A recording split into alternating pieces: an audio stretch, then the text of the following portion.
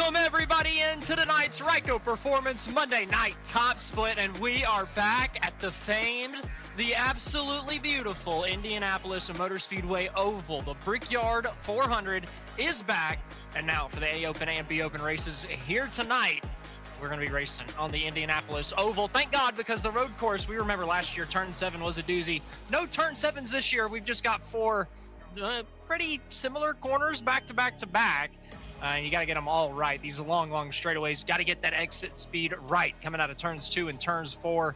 Sheldon, what do you think about the Indianapolis Motor Speedway, and what do you think we're going to see with the next-gen cars going around them for the first time?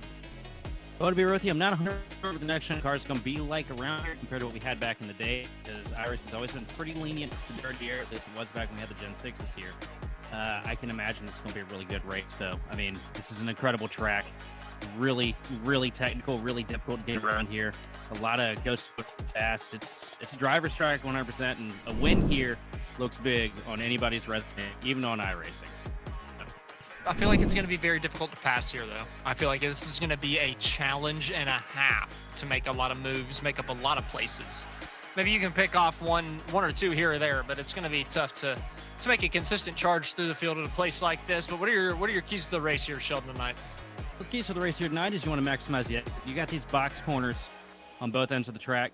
Turn 1 is going to set you up for turn 2. Turn 2 is going to set you up for that long shoot down the back straightaway, and vice versa. The most important thing is just setting yourself up. Do not burn it through the center and get a good exit. Huge way to get by people around here is use that draft to your advantage. Build yourself a nice little run out of the corner, slingshot, dive bomb them into the corner. And then last but not least is you don't want to get hung out. As soon as you get hung out up on that top line, you're going to fall back about 3 or 4 positions most likely. So you don't want to get stuck up there. It's terrible.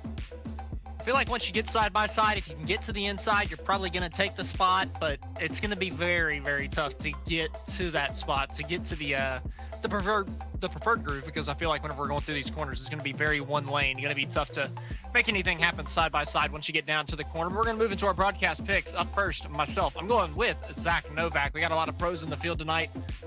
Zach typically doesn't qualify whenever he shows up, so it's going to be tough him coming from the back, but I think we're going to have a couple yellows to help him out. I got high hopes for the number Bobby Zelensky. Back in the day, absolute monster of the tracks, and excited. Well, Sheldon goes with Zelensky. Darby, who did you pick, sir? He's going with Garrett Lowe in the 8. So a couple different picks, but all pros, so we're all kind of on the same boat. Typically, whenever the shows show up, you got to pick them. You got to pick them.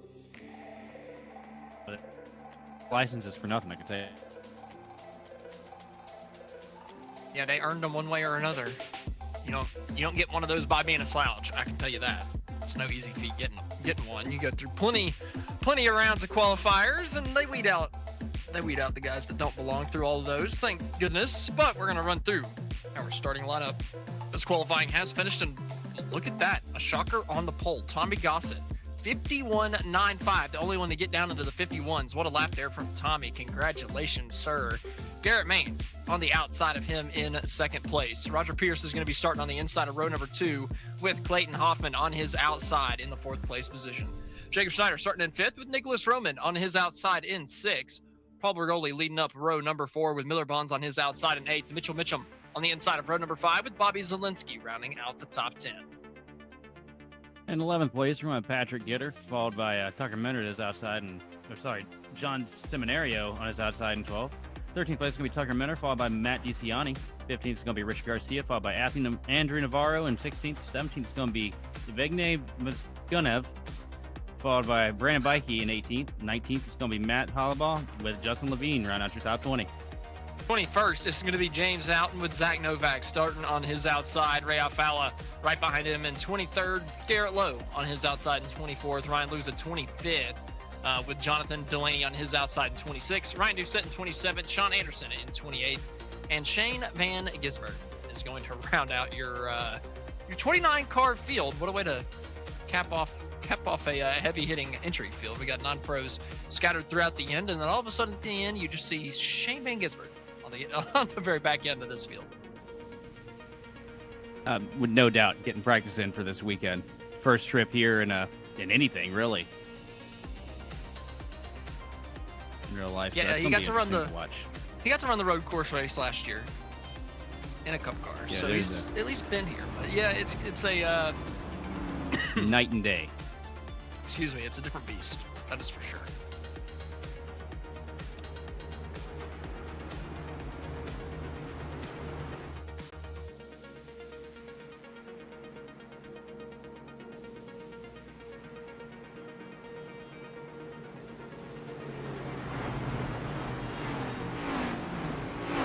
I got to talk about Tommy Gossett up on the pole for a little bit. Gossett, Tommy's been a guy that has made a lot of progress on iRacing. He's done a good job here recently, found himself on Ryco. I don't think he's gotten the end results that he's been looking for just yet, but he's made some good progress. And I mean, this is a pretty strong field. 3 of the pros did qualify, and Tommy Gossett still found himself up front. He beat out Garrett Maines by half a tenth to the pole. So heck of a job by Tommy up at the front, leading that number 80 to the green flag first. Heck of a qualifying lap there from Tommy. You got to go out there and earn yourself a pole at Indianapolis in a pretty much stacked Pro Series split. That's pretty big bragging right there. It's really good for him. It's a place that's going to be tough to pass. Don't get me wrong. I think Garrett Maines will probably get by him at some point. No disrespect to Tommy. It's just that Garrett's that fast. And a couple of these other pros are going to get up there. But it is going to be tough for a lot of these guys to get by Tommy. He's got the track position. Hang on to that stuff. Get yourself a good top 5. Get out of here with some great iRating, some good points. I'd like to see that kind of race out of the 80 tonight. Shows what he's made of. Shows that he can hang on to that track position. But we'll have to wait and see. And well, we're coming up to it because that pace car is about to come off of turn number 4, and we're about to get back to racing from the Brickyard, the oval this time. Thank God it's back. The road course is no more. And we're coming down to the restart zone for the first time. Tommy Gossett with a surprise pole coming out of the green flag, and we're racing once again from the Brickyard.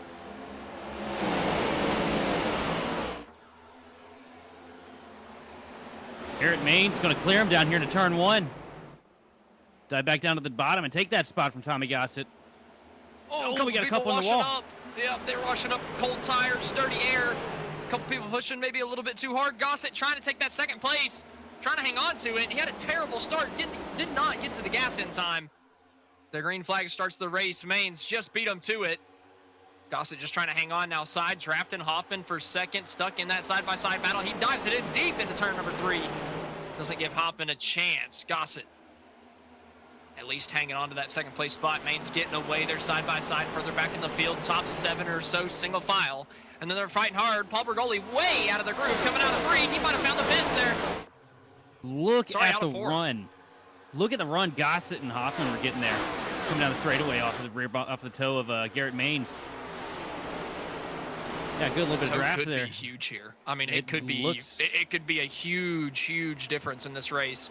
Keep a lot of guys in it. It doesn't look quite IndyCar status, but it looks like it's something you can play with. It's another tool to put in the toolbox and use to try and get yourself by some of these guys here. Hoffman is giving them the boot all the way down the straightaway here. Well, it's just something that you can use, you know, if you do kind of get off the leader a little bit. Hoffman thinking, okay, well, if I get side by side with them and we go to fighting, we're going to be side drafting the heck out of each other, slowing each other down. Even whenever we finally do make the move, we could just get in a battle again. It's going to cost him more time. So instead, tuck up on the back bumper of Gossett, push him down the straightaway. Get yourself a 10 or 2, but they're 3 wide further back in the back. My word, Hollabaugh just about in the fence coming out of turn number 4. They all get it sorted out. But man, they race harder for 25th than they do for the top 5. Well, you got a few of them pro guys back there too that didn't qualify for this thing, trying to work their way through the traffic. Good point. That's a good point. And there's a lot of it back here. I mean, it's a little bit of a struggle. Oh, Bikey to the inside. What a save from Brandon Bikey. Hollabaugh came off the outside wall. Bikey had somebody to his inside, took a hit from the right, took the hit from the left, kept it off the fence. Heck of a job from Brandon. Unfortunately, he is off the pack now.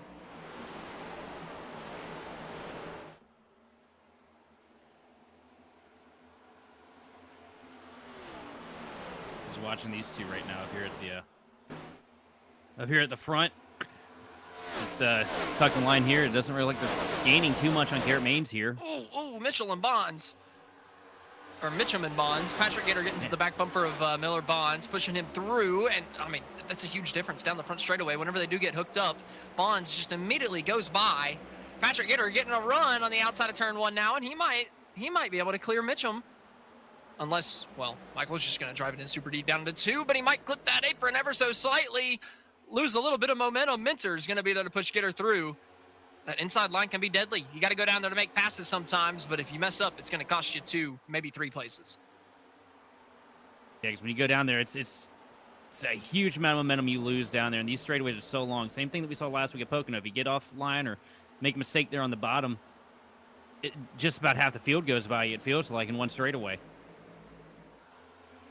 So we don't That's have all it the takes power is that one we used to mistake have. whenever the straightaways are this long. I mean, and like you said, it's amplified because the straightaways or because the power is so low on these things. I mean, it takes forever to get them wound back up. You lose so much time. It feels like you were just drowning out there.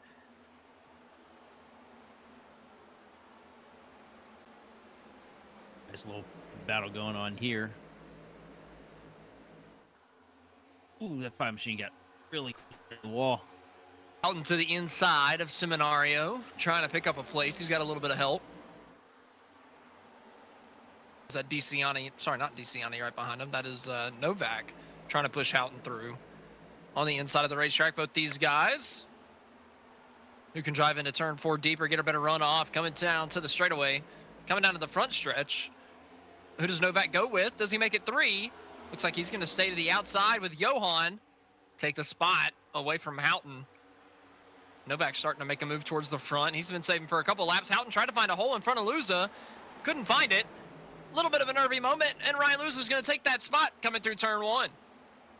I will say I'm impressed. This outside line is working a lot better than it has in years past here at the Indy Oval. Well, really anything NASCAR related. Normally, you remember back in the day, momentum up, man. You'd slide up there and you'd lose about 7 or 8 spots in one corner. Yeah, but these things have such a wide tire patch. You're so gripped up. I feel like you can run a little bit wider, and the whole point of these cars is to keep your momentum up because it doesn't have any power. So you just run a little bit of higher. contact there.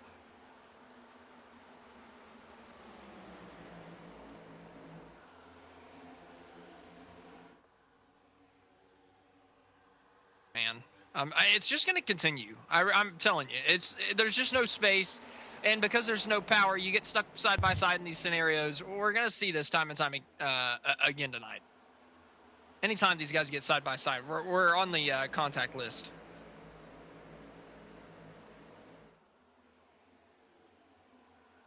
It is absolutely beautiful to see these guys running around this speedway again, though. I'm so excited for this week. I hope it's good. I'm nervous. Well, the product we were getting on the road course wasn't much better than what we were missing out on the oval, so I don't really think Well, that's a good point. too much to be sad about. I think we only lost the oval in the first place because the next gen car wasn't safe enough at first for the impact angles, and I think they knew that, but they just didn't tell anybody that they knew that. That's my conspiracy theory. We lost it about a year or so before they even really had the next gen car produced, though. Because we lost the oval in what, 2020? Yeah, but I felt like it was like we were starting to get that road course craze. They knew that it wasn't going to be safe, so they went ahead and brought it in. It was a year early, but it's, maybe it's flawed, but that's my conspiracy theory. But it's back, and that's all that matters, even though it's still probably going to suck. I'm glad to see him back on the oval because when it's on the oval, it's a crown jewel. It's the only other series that runs the Brickyard layout aside from the Indy cars. It just feels so lacking with there only being so many people in the crowd. That the amount of people in the crowd would look good at a racetrack like Iowa, but at Indy, man, it just looks so terrible because it can seat so many people. Yeah, we go through the same thing with the Spring Bristol race. It's fair. I'm not too worried about it. I'm just excited to see him back. Either way, Garrett Maines has pulled out to a pretty good lead over Gossett. I was surprised that their little tag team back here wasn't working too well, but I think Maines may have pushed a little bit too hard. Gossett had been reeling him in the last couple corners. Maines now stretching it out just about a 10th, but I feel like Gossett's found a little bit more speed over the course of the sitting, last corners or last lap or so. Mainz has been sitting at that about 4 to 5 tenths mark out there in front of the field, just a couple car lengths out of reach from Gossett, and it feels to me like it's a dirty air thing. I mean, I wouldn't be surprised, especially as the tires wear. It's going to get very hard to make a strong enough move to the inside of somebody to actually, get up to their back bumper. I mean, it's going to be very, very difficult. Other than the draft aspect, maybe if you can time it perfect, you can dive down. Oh, into the wall. 27, Pierce. Roger Pierce finding the outside fence. He's still grinding against it. Finally gets it off, coming out of turn 2. Everybody's going to be okay, but he's got some pretty good right front damage. That was heavy. I don't know. How's that wheel looking, though, right now? Well, the right front is broken. You're not destroyed, but it was pretty straight. The fender's going to be completely knocked in, I would feel like, right? Yeah, fender's toasted, but these things are tougher than you give them credit for, and they can come down and get some repairs if we get a yellow. I don't know. I feel like he's probably got some wheel damage on that one. That was a toughie. That was a tough hit. It's not a good angle. That's not quite how you want to enter turn 2. I can tell you that for sure. Oh, you mean facing the grandstands? Yeah, exactly. Typically not ideal. Maybe you can make it work. Maybe. Oh, 3 wide coming down to turn 2. Typically, you don't want to see that. Houghton on the outside. Oh, they're going to converge together. It's coming going to be tight. Corner contact on the outside. Houghton almost comes down. On the very bottom, though. That's looking to be the move. They got a little bit of a bump draft coming down. Are they going to cycle it out to 2 wide, maybe 3 wide again as Van Gisbergen comes through on the inside, making it 3 again. Houghton cannot escape the 3 wide outside. More contact as they all door bang coming out of turn number 3. Unbelievable. I mean, they're just about 3 again. SVG getting aggressive in front of Levine, man. How many weeks do we see that? Oh, my word. The oranges are working together here. That's what I'm seeing.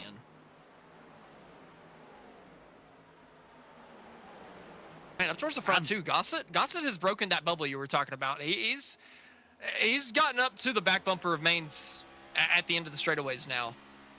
Here's the question. Was Mainz driving it just a little too hard there in the beginning half of this stint? He could have been. Or is Gossett driving it a little bit too hard right now? Gossett would never drive it too hard. Come on now. Don't be silly. I mean, I feel like the rest of the field has come up with Gossett. Like these guys have caught up with him, so it's not like it's just a Tommy problem if it is a problem. I don't know. You got Hoffman sitting at 10th back and Zelensky behind him. Who's coming down pit road? That's a weird call. I agree. Oh, he's done. Well. Oh. That would that makes it a less weird of a call. Guess if you're a little frustrated with what you're feeling out there, you might just want to call it quits. Tucker Mincher to the inside of Miller Bonds, coming down the back straightaway. It's going to be a side draft fest until Bonds gets a little bit of help from Mitchum on the outside. He'll probably clear Mincher coming down to turn 3, 12. With a little bit of a speed boost. Minchum trying to get the undercut on Minter. Coming out of 3, not going to be able to do it. Minter covers him off. No real change in position there.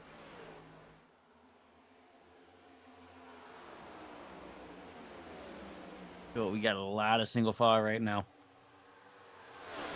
As the tires wear, though, we're going to start seeing some comers and goers, I feel like. We're going to start seeing some people slide out of 2 and 4, and it's going to cost them a lot of speed down these straightaways. Who's been pushing that right rear too hard? Here's Bikey. Bikey's caught himself back up to the tail end of the field here, making some passes. Houghton must have some damage. He's been dropping through the pack pretty quick. We'll have to get eyes on it. Houghton is absolutely struggling right now, though. I've seen him on the outside of 3 wide a couple times. Now he's in the very back pack of the lead lap cars. He's got something going on. And there's also one of the tracks, too, that if you just don't get it, if you don't have it figured out how to run this place, you lose a lot very fast. I agree, but I don't know. I don't think he's that slow of a driver. That's for sure. I hope not. So I think he's struggling with some damage. Either way, the front still close. Nobody really able to make a move. but it just kind of keeps converging at the end of these long straightaways, breaking back apart through 1 and 2 or through 3 and 4, and then getting back closer together. Somebody maybe going to make a move. Nobody ends up making it. Here, Gossett and Hoffman are actually disconnected. Zelensky's looking to the inside. He started back in 10th. He's gotten up to 4th. Make that 3rd as he's past Clayton Hoffman. Got himself onto the podium, and he's looking to hunt down Garrett Maines for that race lead. Gossett with a really good 3 and 4, closing up that gap to Maines. Was really good there in the center of 3. He's really good setting up those box corners. It's like he's having a little bit of trouble coming out of that, the final corner. But he really closed in on Maines there in 3 that last lap. It's just so hard through these fast corners being in that dirty air. The guy in front of you having clean air, you're at such a disadvantage. At least you're protected from the guy behind because you have dirty air, they have dirty air, but it's not as much of a protection as the leader has against you. Them with clean air, you with dirty air, it's just massive. Big dive down to the bottom here. Mincer and Bonds again this time. Bonds didn't have any help. Mincer's going to take the spot, running a little wide out of 3, but he's going to hang on as we go through turn 4 once again. Tucker Mincer moving up a place.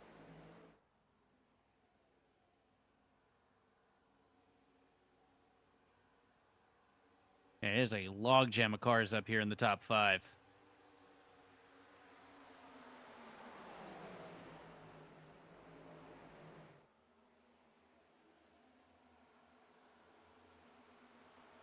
Yeah, there's not much separating these guys. That's for sure.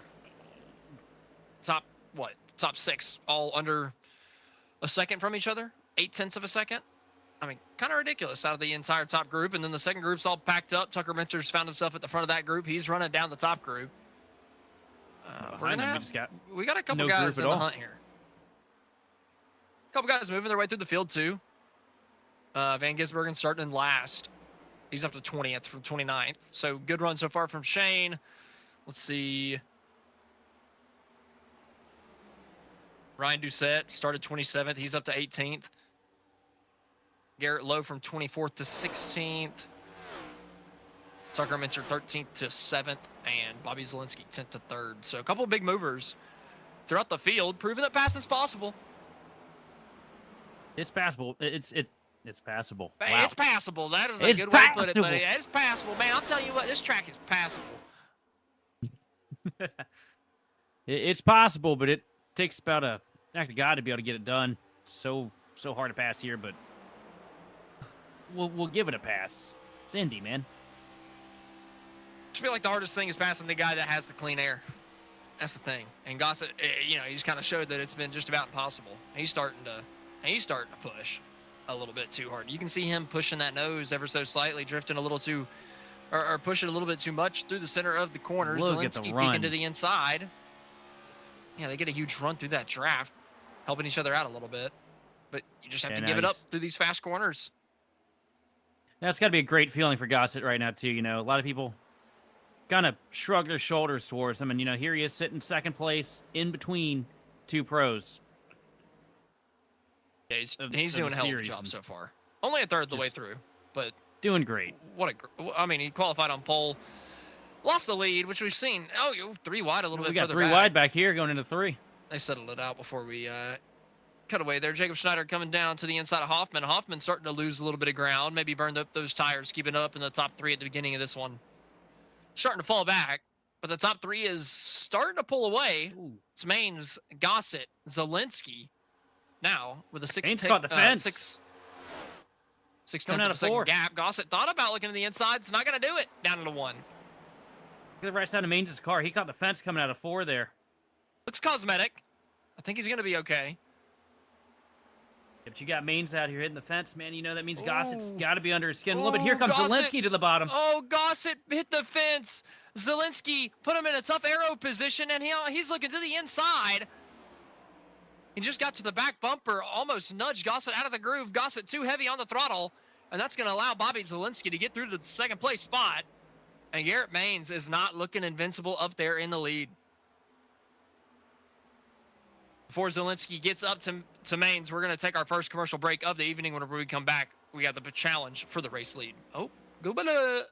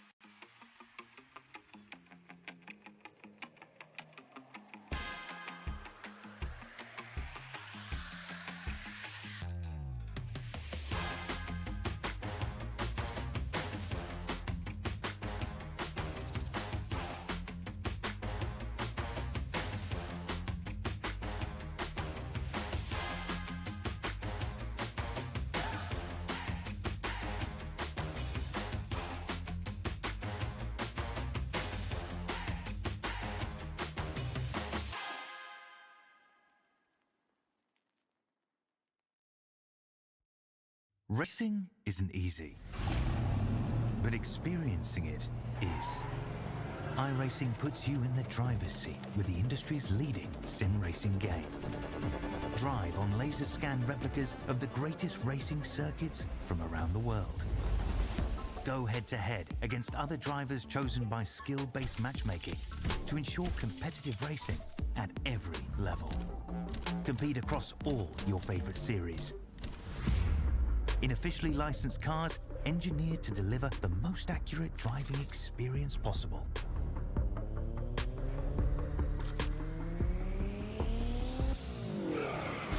Join a race or host your own with players from across the globe.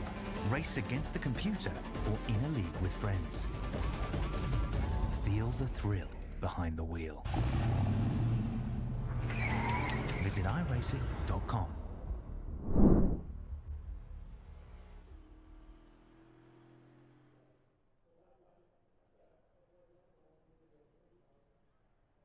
Welcome back into tonight's Ryco Performance Monday Night Top Split. We're in the middle of the A-Open race from the Indianapolis Motor Speedway, and unfortunately, we are under our first yellow flag of the evening. We had a wreck happen coming through turn number 3. We see Michael Mitchum on the outside, Evgeny Muzganov on the inside, and they make contact. Muzganov getting a little twitchy. 22 machine he just came down there into the corner and he caught the curbing, and you and I both know from Indy Week 2018 how bad it is when you catch just a little too low below the paint in these corners. I mean, it just takes a touch, and that's all he got. And the side effect is pretty massive. Mitchum destroyed on the front end. Muzganov maybe gonna get away with it with somewhat minor damage, but it's still gonna hurt.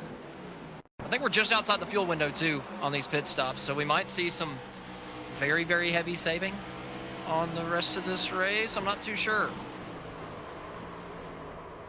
It's a hard hit.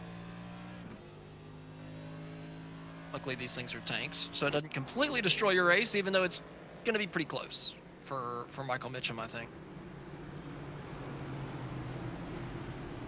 Be really good for Pierce, though. I'm sure he came in there and got that right front pulled out. He needed that contact he had earlier. I don't know how that one wasn't a yellow, to be honest. Still hurting for him being back to 27th, but he's got over half the race to make it up. Tough racetrack to pass, though. We do have 9 pros in the field that he's going to have to come through. So, tough place to pass, but he does know that he's got a good piece of equipment under him, I'm sure, and all the confidence in the world. I think he's got it. Yeah, our producer made a good point. 9 iRacing pros and 1 legitimate pro that has won 3 Supercars championships. So yeah, it's going to be a tough recovery for Roger Pierce. 3 Xfinity races now too, isn't it? 3 or 4? What's that tally at? Yeah, 3 Xfinity. 3 Xfinity. Should have had 2 Cup races, but we're not going to get into it. Yeah, typically it's not a good idea to start doing 360s coming down to a corner. Yeah. Thanks, Chase Briscoe. The other Chase at it again. Been doing a good job, though. He's come from 29th to 16th, so just about broken into the top half of the running order after starting in last. And we're not even halfway through. And that caution brings everybody closer together. Going to give him another opportunity to pass some cars.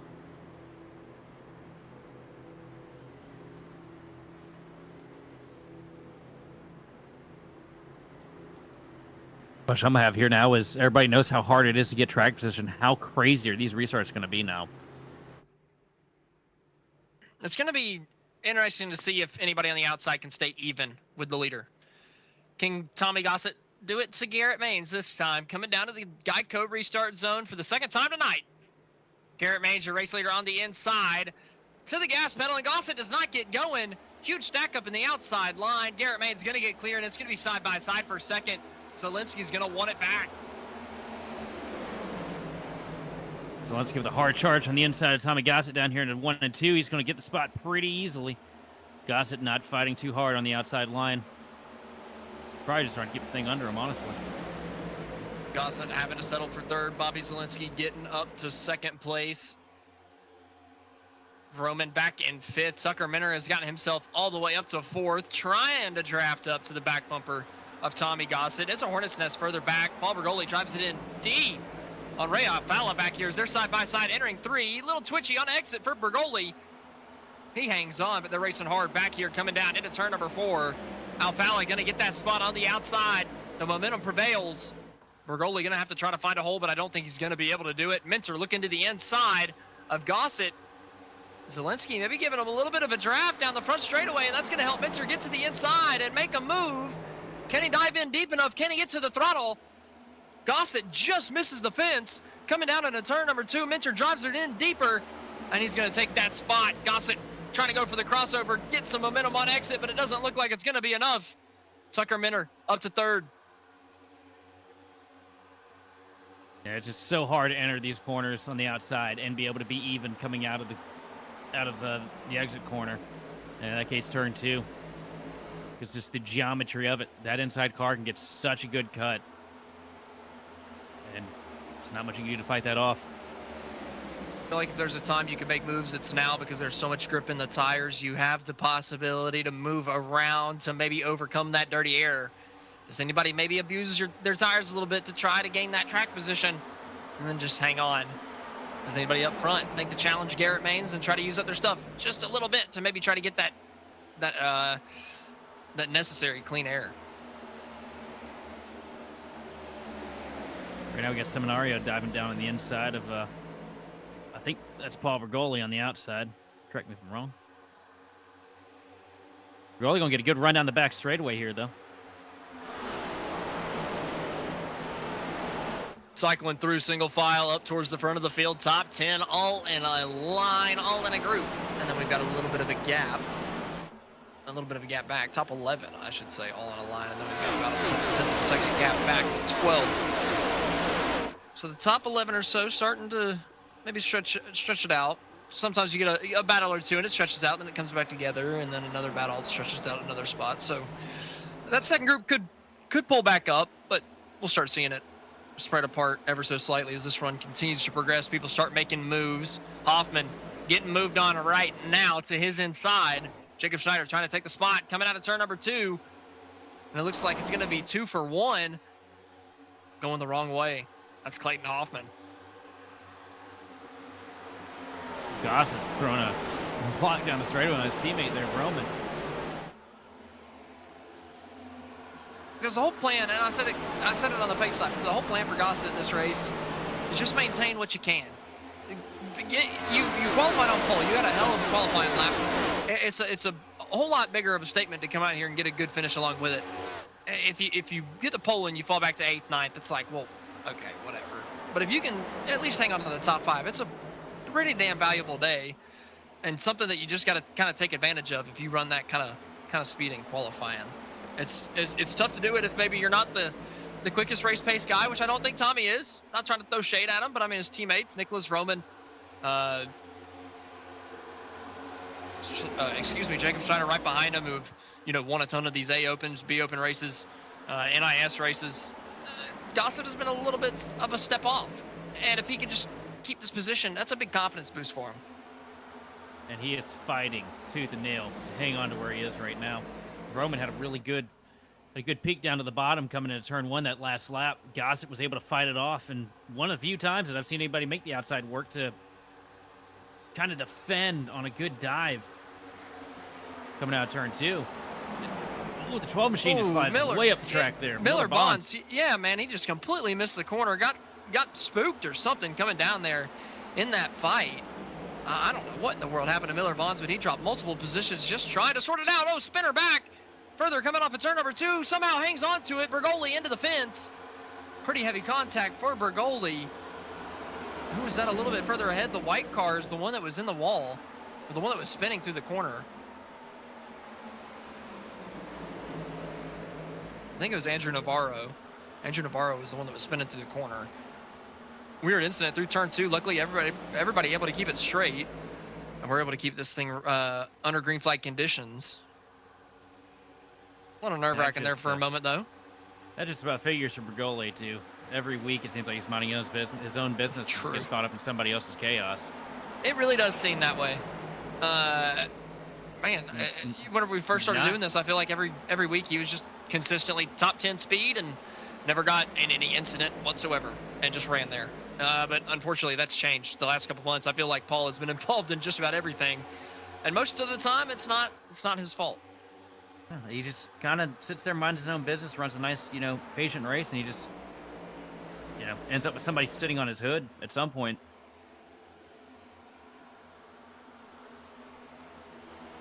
One for bad luck. I don't think that guy'd have any luck at all.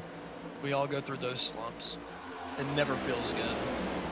I am that slump. I've been living that slump for years. Sorry, I can't hear you from this far down on the iRating. Let's speak up. Yeah, I don't know why I'm talking to a peasant, but hey, it's okay. You used to be here. Used to. Now you're over that. Great. A nice little 4K stint I had for a bit. That was a blast. Sheldon likes getting wrecked out in races. This is his Try favorite myself to pastime. sleep every night thinking about it. Hopefully we don't see too many of those tonight. I don't want to see too many Sheldons parked behind the garage.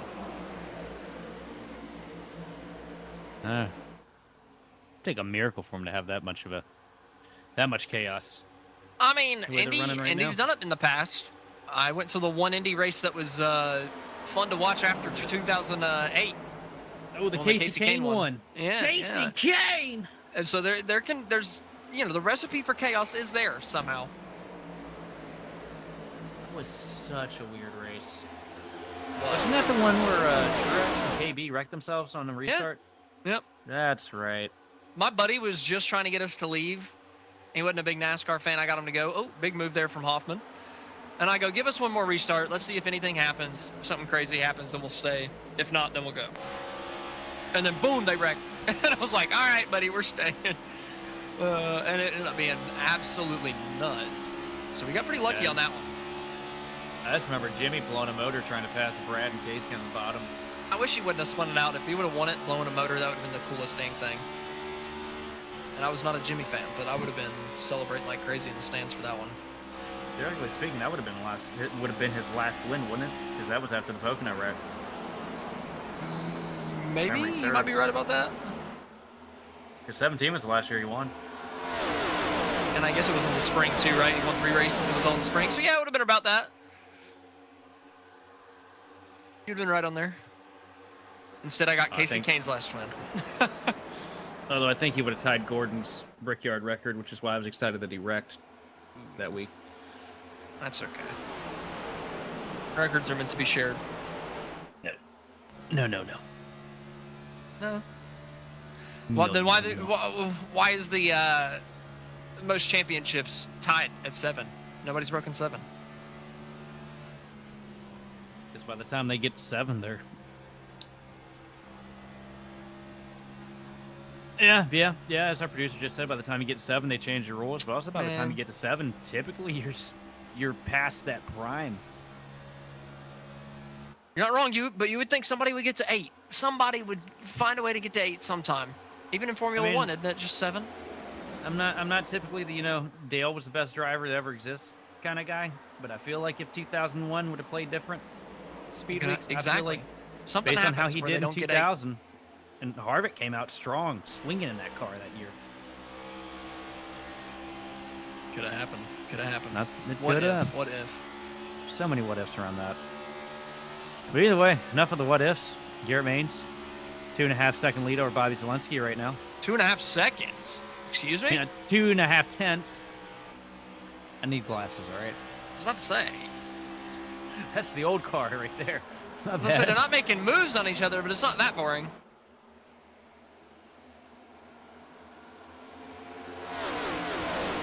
Yeah, we're just kind of waiting on that tire fall off. I think everybody's just kind of hanging on to the tires, making sure that they can go as far as possible. Hanging on to track position.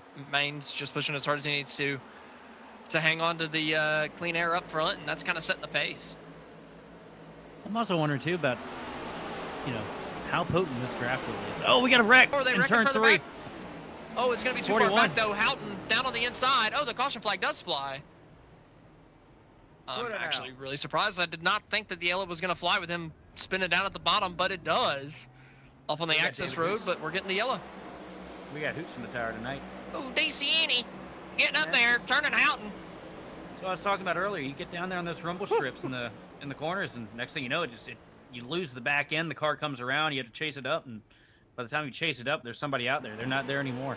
I can't believe we got a yellow for that. I can't either.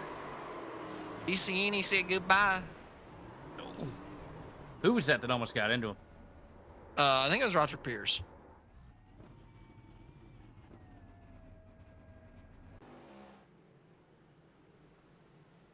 Well, we're going to use this opportunity to send it to our final commercial break of the racing action for the A Open race. When we come back, we're going to take this thing to the finish. Stay with us.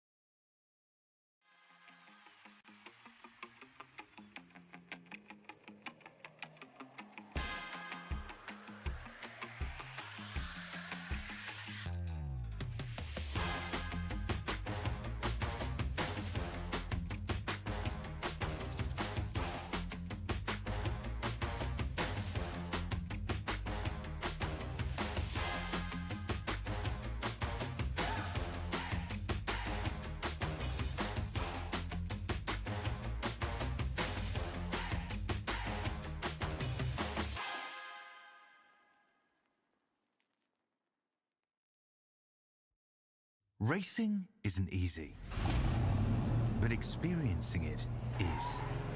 iRacing puts you in the driver's seat with the industry's leading sim racing game. Drive on laser scan replicas of the greatest racing circuits from around the world. Go head-to-head against other drivers chosen by skill-based matchmaking to ensure competitive racing at every level. Compete across all your favorite series.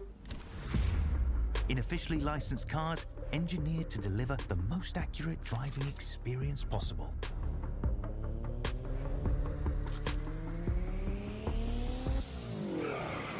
Join a race or host your own with players from across the globe. Race against the computer or in a league with friends. Feel the thrill behind the wheel. Visit iRacing.com.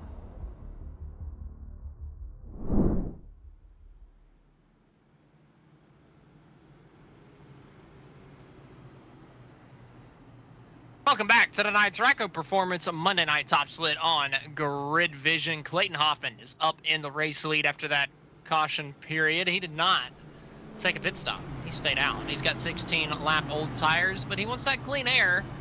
I don't know how this is going to pay off, but we'll wait and see. He's got the race lead. Garrett Maines is going to be on his outside. Bobby Zielinski going to be starting in third. They could be side by side for that second place spot. First car on new tires coming down to turn one. Well, I like the aggression in the choice there. You're not going to win this thing by sitting around following, literally in line with the rest of these guys here.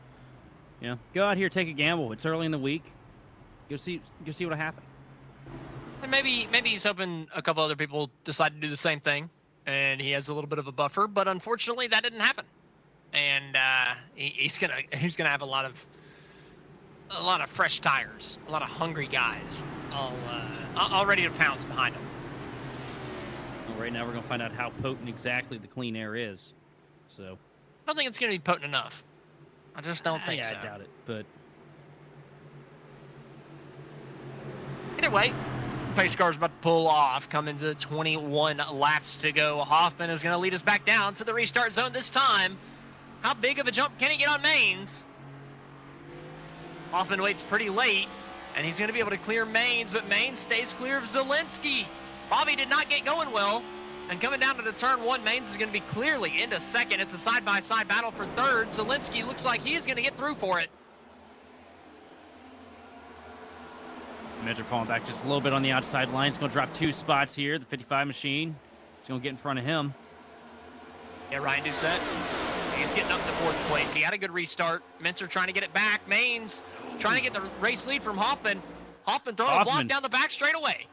Hoffman breaking the draft, throwing blocks. Going to dive down here to turn 3. He's got Mains right on his tail. And Zielinski offsetting behind them. It's just going to be so tough for Hoffman. I mean, you got to drive hard into the corner so Mains doesn't over or dive bomb you, but you can't drive too hard. But you got older tires, so how do you drive in the boundaries to make anything happen? You just can't. And here it is, Garrett Mains already to the inside. Hoffman is just about going to be defenseless. Tries to rip it around the outside of turn 1. He's going to have at least a little bit of momentum coming down to 2. Both of them funnel it down into 2. Just barely lifting between the 2 of them. Hoffman. Still side by side. What a run from Hoffman. Hoffman still fighting back strong on the top. He's got Bobby Zielinski in tow with him down the back straightaway. Huge push. Tucker going Minter. 3 to the bottom. Minter. 3 wide for second. That's what Hoffman wants to see. They're going to fight it out for second behind Mains with a little bit of contact with Zielinski, and Tucker Minter's the new second place guy. What in the world is going on here at the front of the field? Mains was just not able to get the power down coming into turn 3 there. Throwing a car out there with old tires up in the race lead has been pretty fun, huh? Pretty great. Not for Garrett. No, not I quite. think he might be a little frustrated. Oh, man. I think I'm right. A little bit of contact with him and Doucette. Mains is going to have to concede the spot. And right now, he's just getting every bad break he can possibly get. He's got another one diving down to the bottom of him. That's what I mean. You lose momentum in one corner here. Look at him go back. He just about found the fence out of 2, and he is dropping positions. He might have found the fence. Look at how far he's dropping. That's the thing. You just have one bad corner, and that momentum loss, it takes a lap or 2 to get it back. It takes a bit. Side by side for second place now. Clayton Hoffman still leading. Zielinski trying to get second from Minter.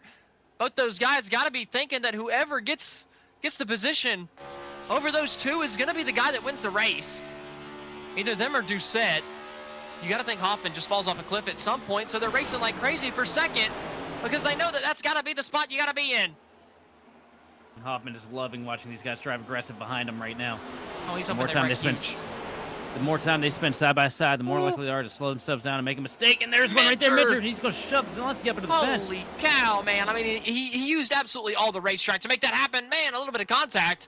Ends up being a bit of a speed boost there for Tucker Minter coming down the back straightaway. Ends up gaining on Clayton Hoffman all the way down into turn number 3. Hoffman closes off the clean air. Minter shoves the nose ever so slightly, but the newer tires are going to start coming in handy. It's going to help him through this dirty air portion, through these slower corners. Or as you come through the corners, slowing down. It's not going to affect the front end of your car quite as much. Could that negate the advantage that Clayton Hoffman has in the clean air? Well, it's looking like it. You saw Minter looking up top there. Hoffman had to throw an aggressive block because he knew that if he didn't, he wasn't going to be able to keep that spot going into 1. Thing is, if you're Zielinski, you don't want to push Minter to the race lead. You want to get side by side. You want to side draft him. You want to do something to prevent him from taking the lead. Oh, here he if comes you down can to the bottom. get 3 wide, Tucker Minter able to get to the inside of Hoffman. Hoffman's not going to side draft. Come down the back straightaway. Instead, Zielinski's going to try to give Clayton a little bit of a push. Coming down to 3. It looks like it's going to be Tucker Minter. Hoffman doesn't have the momentum. Oh, big slide up the track from Minter, though. He's got it, though. He's clear in the clean air. Tucker Minter through to the race lead. Coming to 16 to go here, and the Ryco Performance Monday Night Top Split. Bobby Zielinski down to the inside of Clayton Hoffman, trying to get second, stay in the draft to Tucker Minter to keep this race for the win up. Oh, he made quick work of him. Those tires are going to start fading and fading fast for Clayton Hoffman. Also, once you give up that first position, you know you're just going backwards anyway. Why sit there and try and take the risk? Why get yourself turned, for third or fourth? Yep. At this point, it's just about damage mitigation. And at this point, it's hard for Zielinski now. Minter's got the clean air, and they're on even tires. This is a whole lot harder of a pass than it was just a couple of laps ago. They were both in the dirty air of Hoffman. Nobody could really get the clean air that they wanted. Now, Minter's always got the clean air. It's going to be so hard for Zielinski to get side by side.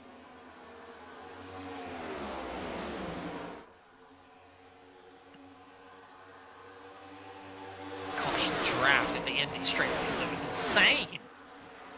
He just about does it without any help. So one thing, my pick's looking pretty good right now, ain't he?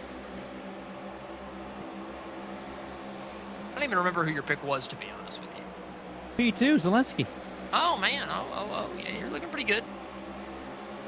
Look, Down I the remember front what he straightaway, did too, when... he gets a huge draft. Man, side-by-side battle, too, here. Miller Bond, Zach Novak going at it. And it's a little bit of a mess behind him, too. Shane Van Gisbergen looking to the inside of Gossett. Gossett has unfortunately lost his track position. He's fighting outside the top 10. Look at Van Gisbergen up to 13th from the back. Gossett is in a really bad position right now. Yeah, that's not what you want to see from the pole sitter. He's trying to avoid it. I don't quite know. I think the pit stop might have been bad. Lost him a good chunk of track position. And now he's stuck in the hornet's nest. Oh, Garcia gets shipped by Levine. He hangs on to it. That was a nervy moment. I thought Garcia and Alfala might have been heading to the outside wall. Here's the question: Is the Levine DGAF Tour going to make a stop in Indianapolis this week? It looked like it was about to right there.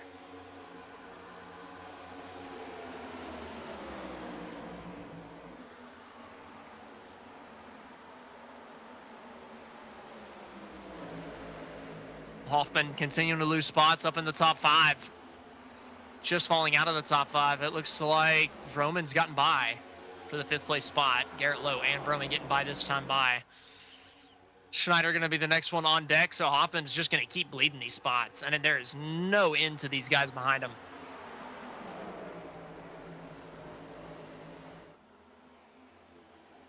Oh, they're wrecking coming out of turn number 1. One sliding. Oh, pounding the outside fence.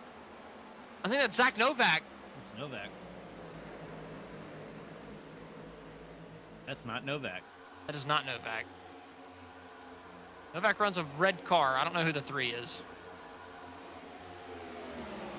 Delaney. Jonathan Delaney.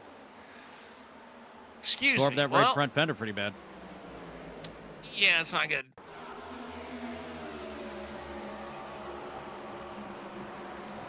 Oh, man. Oh, just he didn't notice that. I guess he didn't see that the 22 was coming down there. I don't think that he thought the 22 was going to drive it in so deep. Down in turn 1, he thought he had the turn in point all covered off, but caught the 22 out because he was trying to drive in deep with the guy on his outside.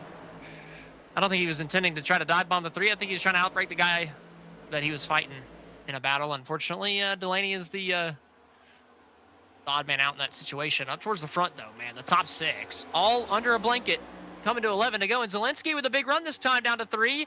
Not taking it. He just shoves Minter down into the corner.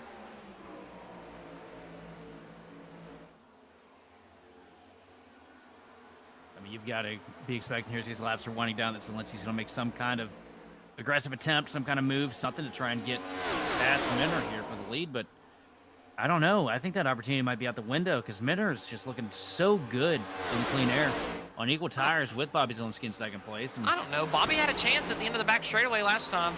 He had a chance. He bumped him instead. He could have easily gone to the inside and forced an issue. I don't think that this is over quite yet.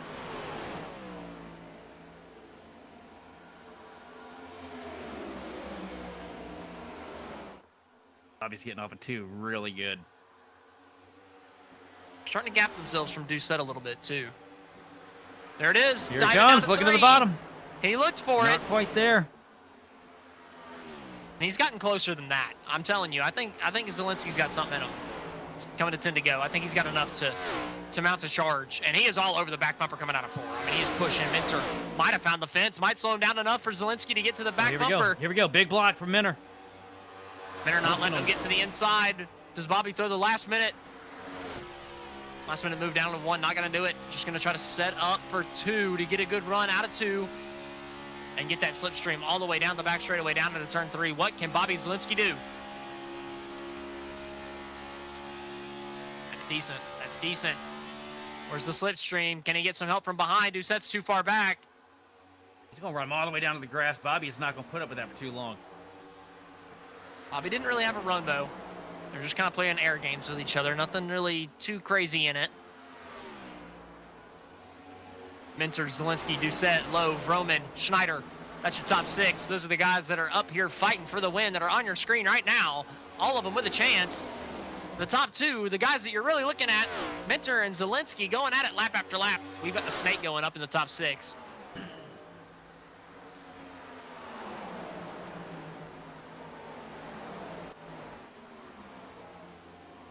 Oh, Zelensky's there, man. Coming through 2. He is there.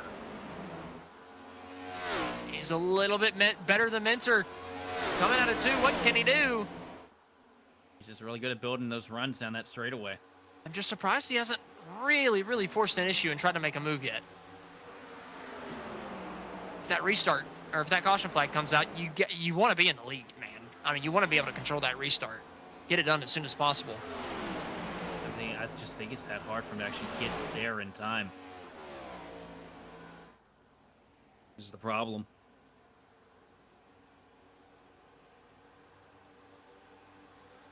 And Gisbergen up to 11th from starting last in the field, 29th. Great night for SVG. Justin Levine up to 14th. We got really tight in turn 1 here. A lot of good stories through the field and up front. Minter and Zelensky, they're going to be the 2 going at it.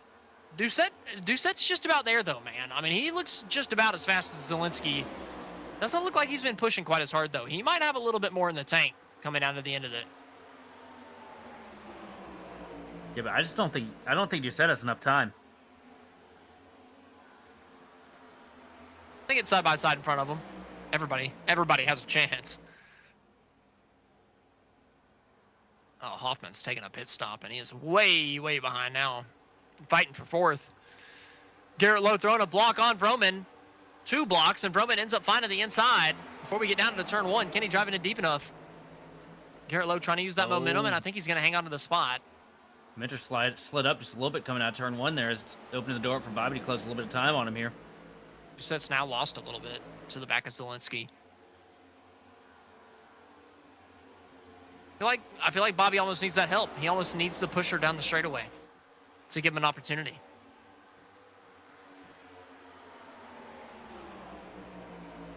Yeah, but you can't back up to him here like you can Daytona or Talladega.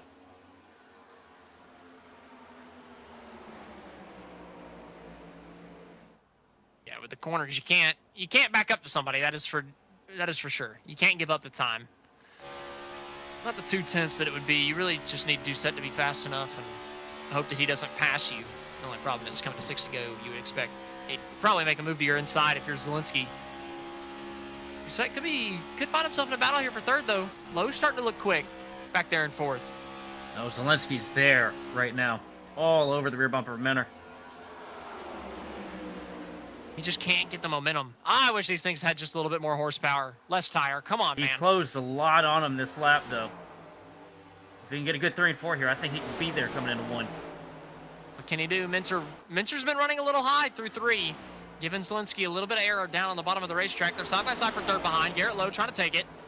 Doucette gives it to him, so Garrett Lowe's on the charge. Could be coming up to challenge his front 2 as Zelensky is trying everything he can to get side by side with Minter. 5 laps to go as we come across the line. Zelensky is not taking the bait on the block down the straightaway anymore. Not scrubbing the tires that Minter is. Just going to be so hard to build the momentum coming out of one of these corners. There's no momentum to build. There's no horsepower. Here it is. He's got a bit of a run coming down the back straightaway. He's just not going to do it. Oh, Zielinski, I feel like that's the opportunity he has. Can he build something bigger than that?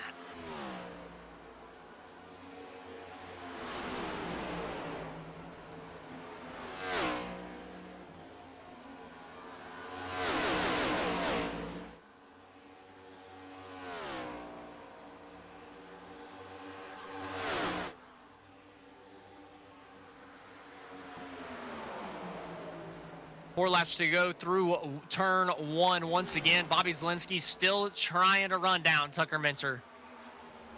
If he's going to do it anywhere, it's probably going to be down going into turn number 3. He's gotten good runs out of 2 time and time again. Can he do it one more time? We thought it was going to be last time. Had a huge run out of 2, or a big enough run to get to the back bumper. You thought maybe he'd make the move. He thought better of it. Can he build up that momentum one more time? Can Bobby Zielinski do something to get side by side with Tucker Minter for the race lead as we come to 3 laps to go?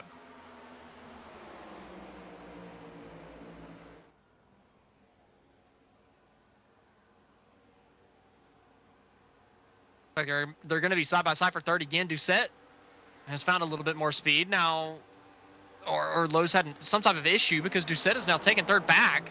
Oh, and sliding it in maybe a little bit too deep. Lowe might be able to undercut him coming off the corner. Doucette a little sideways.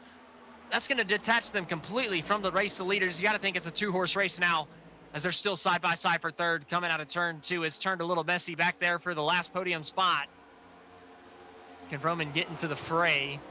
And can Zielinski do anything with Minter up front now that there's no pressure from behind? There's also no help from behind.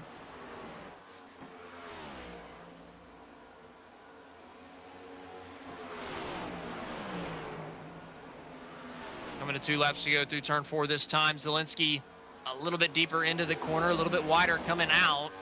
Somehow still able to get a decent exit on Tucker Minter. 2 more times around. Can he build that run? You got to think only about 4 more chances to build a run, to get something coming out of one of these long straightaways. Pushing a little bit too hard, coming out of 1 that time. May have lost a little bit of space. And just a little bit more sideways than Minter coming through turn 2. Not a big enough run to do anything coming down to turn 3. And what he needs right now is Minter to make a massive mistake. And I don't see it coming. That 97 machine's going to run really good up there at the front since he got up there to the front. The clean air is king. The clean air is king. And Tucker Minter is using it to his advantage. What can Zielinski do?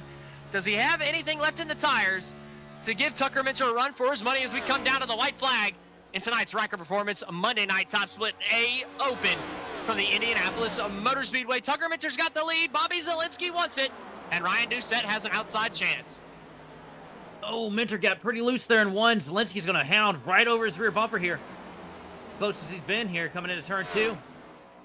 Oh, he cuts it Oh, narrow. they both slide. They both slide coming out of 2. Can he get anything coming down into turn number 3? How big is the draft going to be coming down the back straightaway for the final time? Doucette still close enough. If anything goes awry between the top 2, Zielinski does not get the pulley once down into the corner, but he drives it in deep. He sends it, tries to get everything he can. He's got a big enough run where he could maybe dive in one more time into turn number 4. Does he hit? Give him the bumper. No, he doesn't get there. Oh. He's not going to get to the back of Minter. Zielinski slides, and Tucker Minter's going to come through to win the Ryco Performance Monday Night Top Split A Open from the Indianapolis Motor Speedway.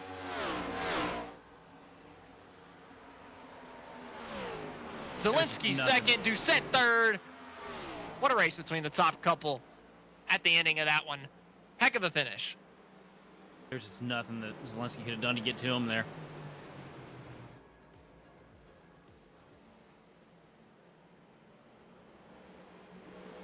Tucker Minter coming from 13th on the starting grid up to the top spot at the end. Zielinski from 10th to 2nd. Doucette from 27th to 3rd. So a great job from our top 3 coming through the field. Said it was going to be tough to pass. Those guys showed that it could be done. And Tucker Minter is the guy that finds himself up at the front at the end of the night. Bobby Zielinski gave it everything he had on the last couple corners. Just could not quite get enough speed coming down one of the long straightaways. Mints are not going to give us a couple of victory burnouts. Roman We're going to go ahead and take our we're going to take our final commercial break of the A Open. Whenever we come back, we're going to try to get in touch with our top 3 finishers. Stick around.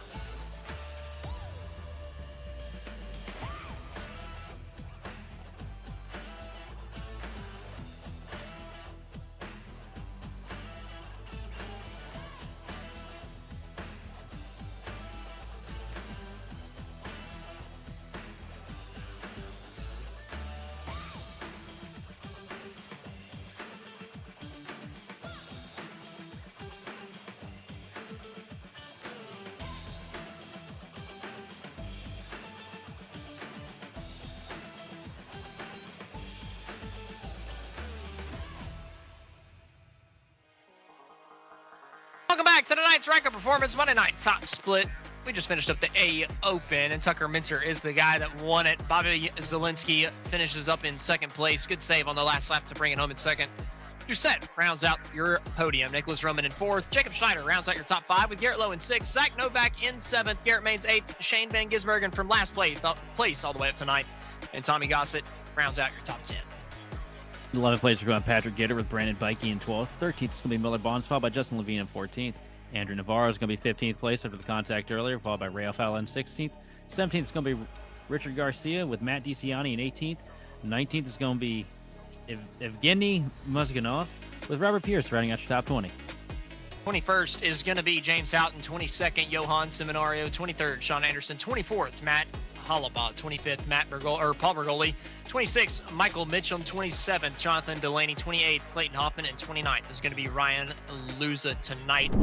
Unfortunately, we have not been able to get in touch with the top 3 finishers, so that's going to do it here from us for the A Open. So we're going to take a little bit of a break, about a 15-minute break, and then we're going to have the B Open coming at you live next. Be sure to stay with us.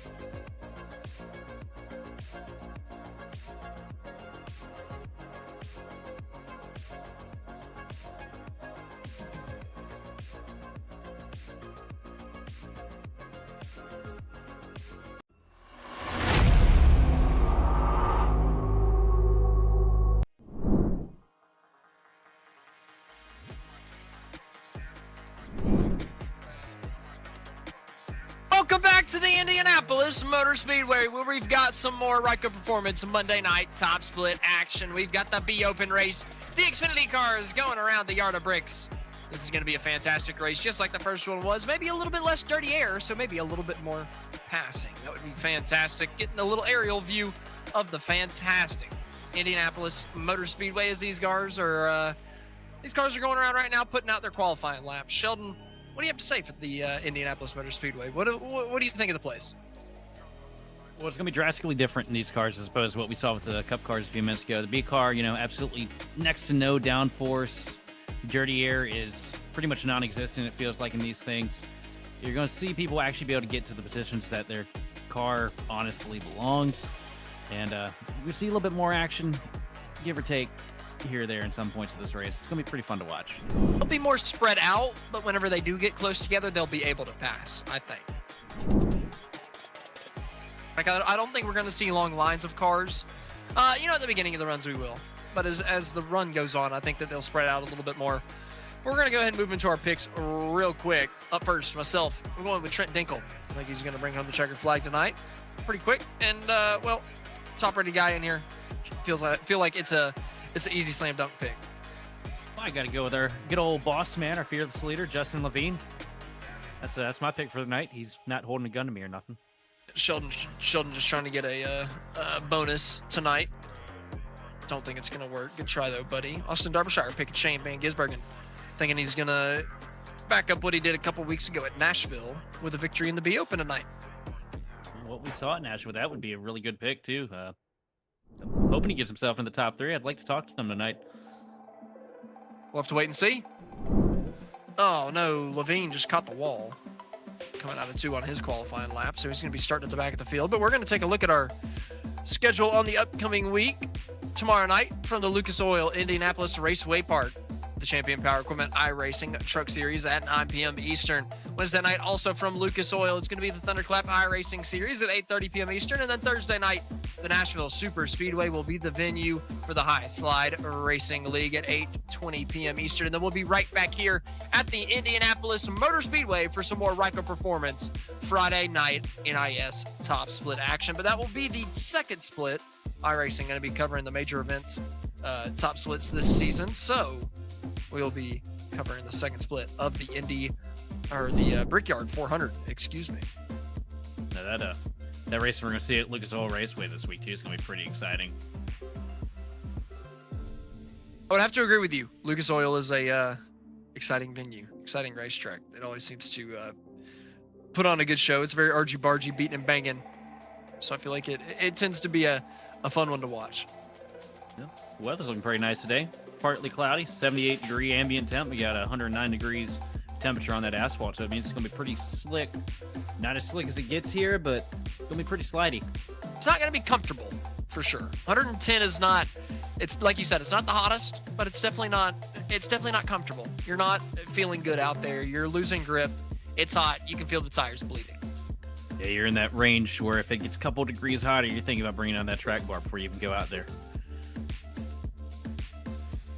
We'll have to wait and see if anybody makes any last-minute adjustments. A couple people making mistakes in qualifying, well off the pace. Looking at Travis Manning, Justin Levine, Joe Dutch, Chris Stouffer way back here at the back in qualifying, 10ths off the pace. A second off the pace for a couple of these guys. So a couple of big mistakes in the qualifying run.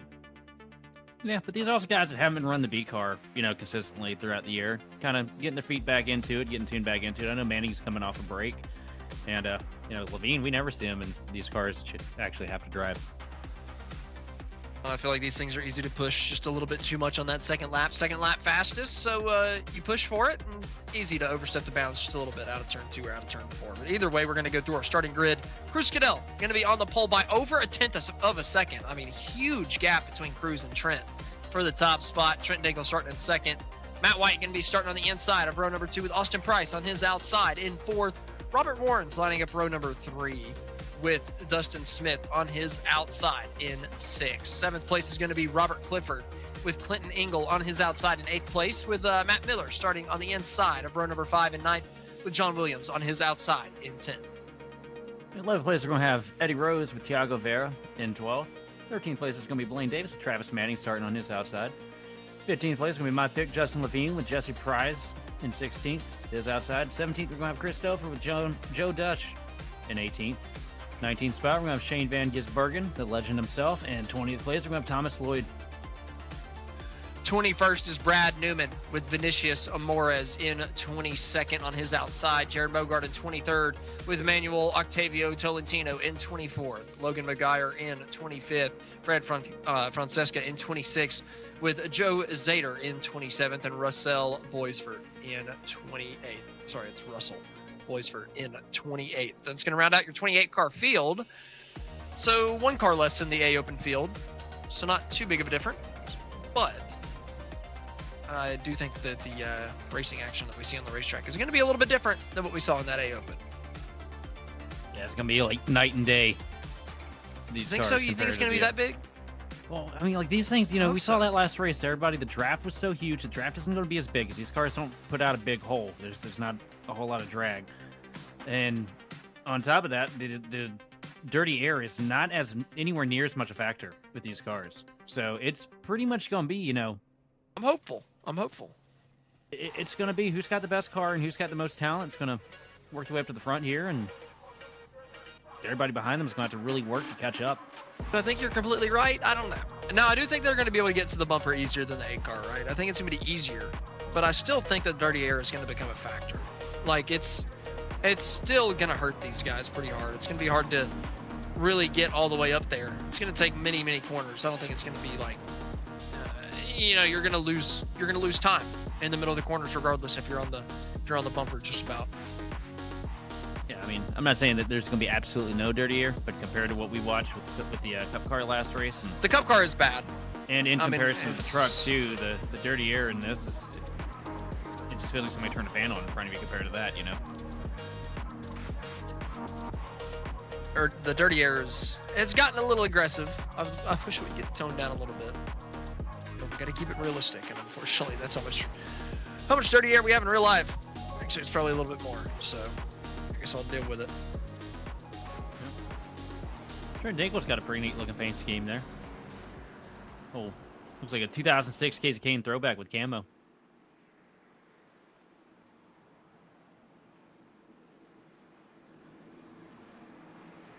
That car would make me cry my eyes out all the time as a kid. On a Dinkle pink paint scheme. He's winning, and he's in the fence. Oh, man. Trying to jinx him already, and the race hasn't even started? No. I'm just talking about being a Casey Kane fan in the 2000s, or well, any time frame. It's pretty accurate. That Evernham font. It's iconic. So much nostalgia. I miss it. We're about to find out if he can put that thing in victory lane. Give it one more go around as the iRacing pace car's about to pull off. Cruz Cadell is going to be the guy leading us down to the green flag. The last pole sitter didn't fare so well at the beginning of the race. Let's see if he goes any different in the B Open. Cruz Cadell to the gas, and we are racing across the yard of clearance. Cruz Cadell with a pretty decent launch, but fighting up top. Trent Dinkle not going to be able to get it done here in turn one, though. He's going to lose the position. Cadell's going to come up and clear him. Dinkle's going to fall in line behind him. Yeah, Cadell, much better reaction there from the pole sitter this time around. Man, just about 3 wide from turn 2. Everybody trying to sort it out, trying to find a lane. And it really fans out coming off of the corner. Everybody just fighting for everything they've got. They know how important it is to gain every position possible on these restarts.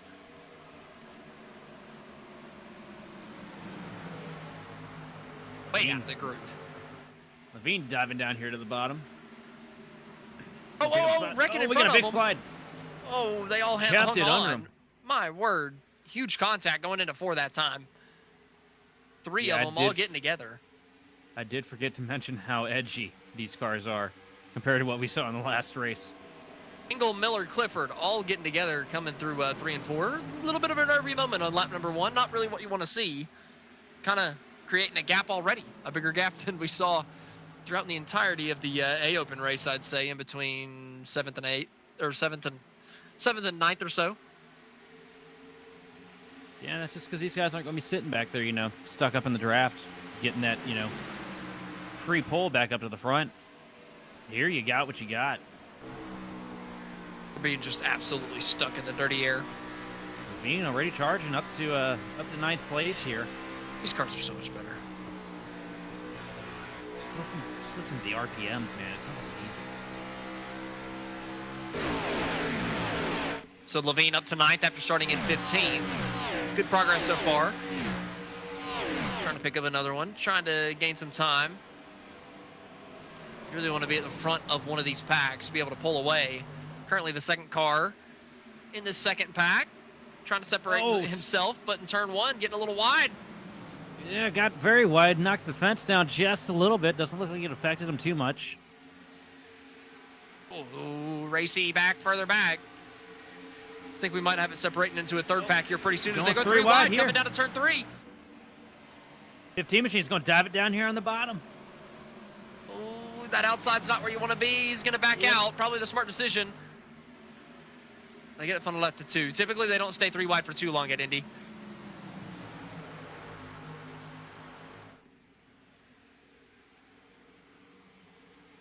It is nerve-wracking when you go into the corner here, though, and your spotter yells 3 up top.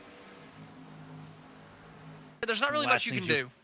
Especially at the end of the long straights. You know, if you're going into 2 or 4, I think maybe you can get away with it.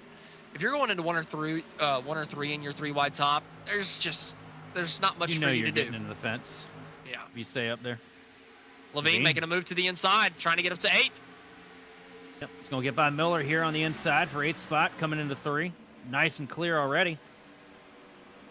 Is this pushing a little too hard too early?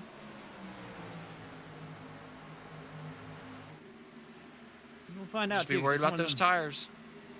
This is one of them series where you see a lot of disparity between, setups. It's a good point.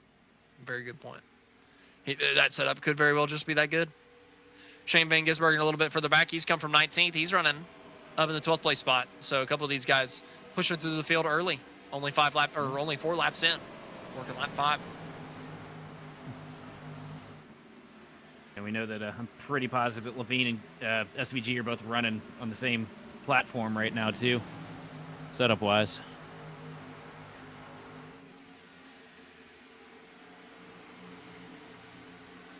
SVG got really tight there coming out of turn 2, though. Yeah, at a moment out of 2, that's going to cost him a ton of spots. All that he made up is gone. Oh, and Shane tried to go for the block down into 3. It was late. Somehow they keep it straight, but that was late from the 97. I can tell you that for sure. That was hopeful. If anybody else in this field would have done that, the driver chatter would have been amazing.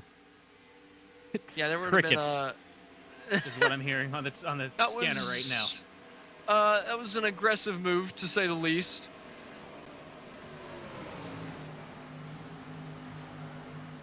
I mean, you got to stop the bleeding somehow.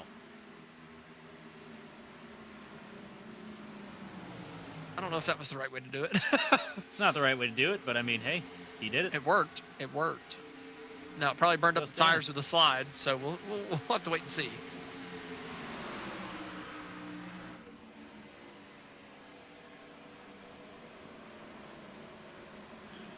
Cruz Cadell, Trent Dinkel, Matt White, your top 3, running all really good at the very, very front.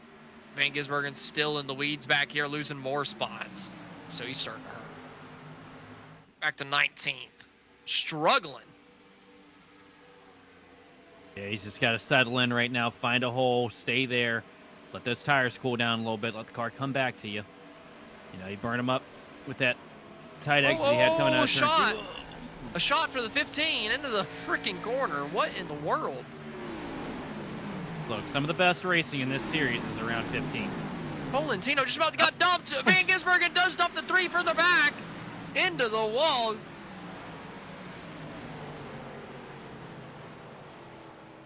Can't say I'm surprised. That thing's hurt. Thiago Vieira getting the worst end of that one. SVG not making a fan out of the Bioba tonight. He's done. See how bad that suspension's tore up. Nose end slipped at about 3 feet in the air. Might be a lap behind on this one, or half a lap behind on this one. Oh, we're a full lap actually. three machine. Diving down in here. He's going to stuff it to the back of the 15 at some point. Oh, Coming down to one. SVG, which aggressive move to clear himself there.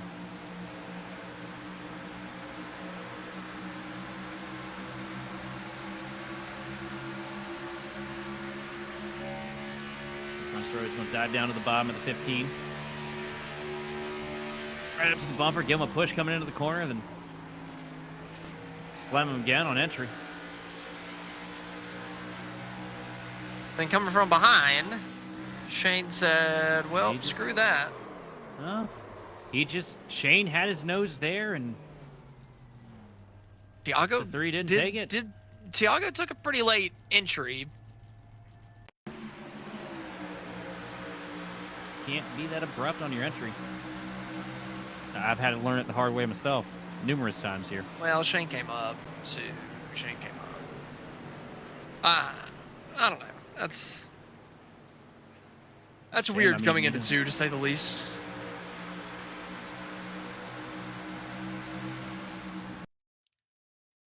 There we go, got in slow-mo. SVG down on the bottom.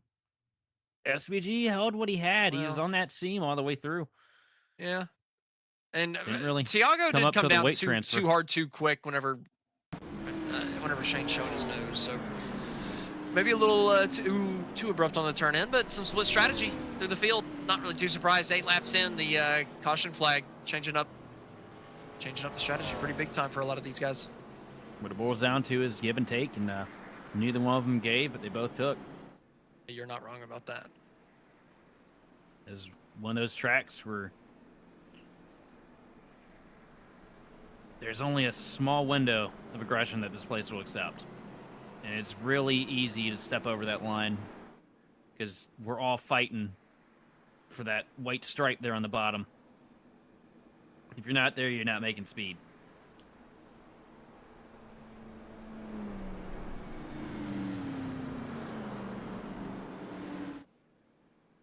Which is exactly why, even though that these cars are better with a dirty air than the A cars, it's still, you just can't get away from it. Especially for the race lead, with Cadell being in the lead for Dinkel riding, 0.4 of a second behind him that whole run. There's nothing you can really do in that situation. In the middle of the pack, you can start seeing some fighting because everybody's kind of dealing with the same thing. Everybody's kind of got some dirty air. It can affect everybody. Up in the lead, though, it makes it a whole hell of a lot harder because the 55's got absolutely nothing on his nose, and this is a one groove racetrack. You got to get your tires down to that white line and hover around it. Get down below it. If you're not there, you're slow. So, if you're in second, it's tough. There's just about nothing you can do. You have to say from experience, one of the best feelings in sim racing is having a fast car at the brickyard. These guys up here in the top 5, they are most likely having an absolute blast running around here right now. Oh yeah, for sure. Anytime you're fast, you're loving it, right? Oh, especially at Indy, though. There's something different about it. Just when you can actually get a car to rotate. The fake fans filling up this place, it just feels great. No, if you can just get the thing to rotate and get that apex right for each one of these corners, it's something that it just creates a happy chemical in the brain, I guess. It's so fulfilling. It's just like instant dopamine every time. It does feel good getting it right. I'll give you that. It feels good getting it right.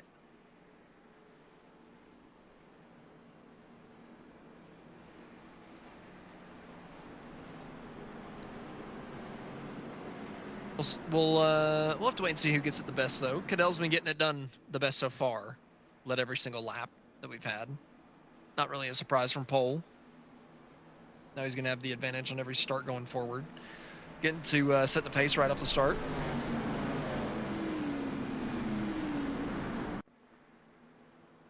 I mean, Cadell's an absolute animal in this series, though. Every week we see him up here running up front. Oh, yeah. It's not a surprise to see him up here whatsoever. Him and Dinkel, both really good.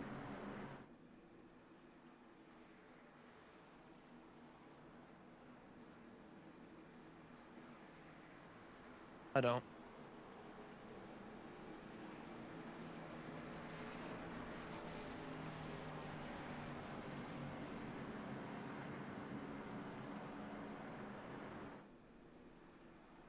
Finishing up our first caution break. Cruz Cadell still leading the way on the inside. Trent Dinkle going to be your first car on the outside. Second row is going to be Austin Price, Robert Warrens. Inside line's probably going to be the advantage, you got to think. Start behind Cadell, going to get that jump. And down funneling into turn number 1. Likely going to get a better entry into that corner.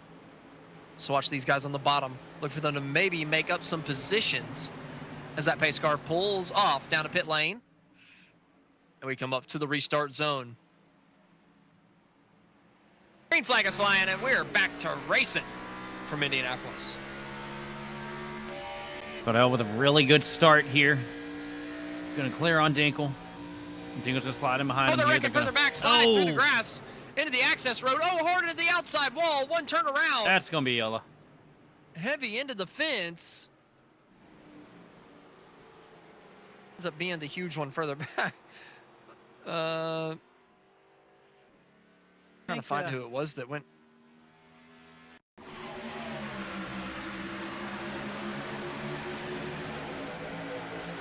at the guy, or the guy that went in the wall? 15. He went sliding.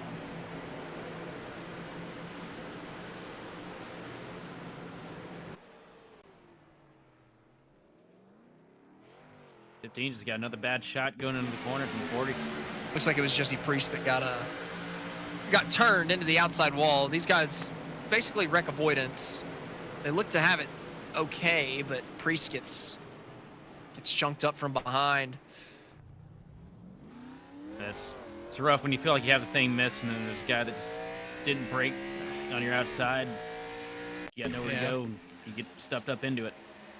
Priest is a little twitchy from what happened right beforehand. Fonseca just doesn't leave him enough room, and that ends up being Priest in the outside wall. Fonseca gets away scot-free. Ends up not really getting any damage, I think. Yeah, Zero Machine hit pretty flush. I think that he ought to be all right going forward. Yeah, he'll be able to get it fixed, but it's still frustrating. You know, if Fonseca leaves a little bit more room on that, then they're probably fine. They get through there. We have no yellow, but instead we're under our second yellow flag. And it has cooled down a little bit. It was 109 whenever we talked about it last, down to 107. She's gripping up more. Cadell blowing past the pace car.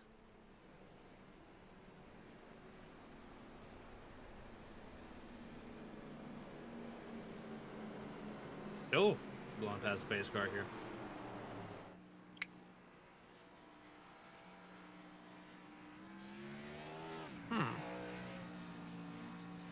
Well, it's a bold strategy. Yeah, I don't know. Well, based on where that caution came out, scoring could be acting weird right now. I think he's giving it back. I get nervous whenever you overtake it by so much that it's going to give you that passing penalty. But I don't know. I'm sure it's probably not coded in like that.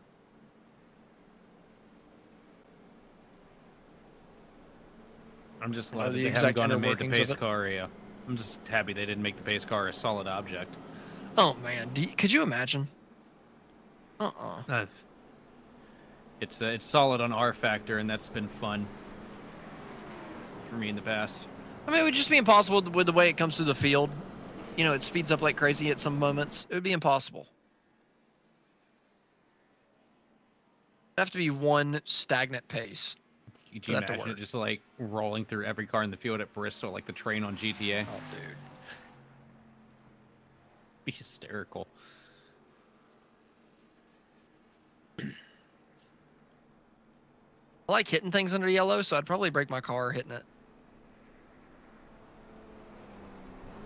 I do wish you could push it.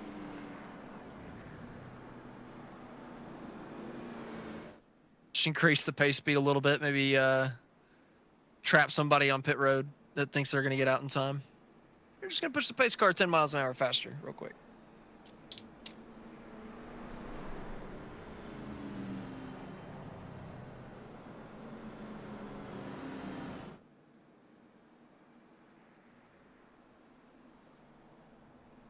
Oh, that's sad news to see. Did you hear about JD Motorsports? But they might be shutting down. Filing for Chapter 11 and just laid off a huge part of their Yep. team. It's really depressing to see. Life be like that. Especially the racing life. The racing world is not forgiving, to say the least.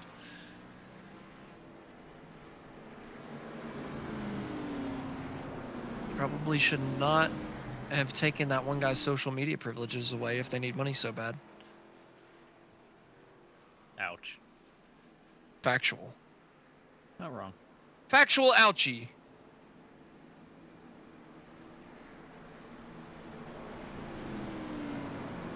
Was that is that another team that the Watermelon Man been a part of? He used to race with them.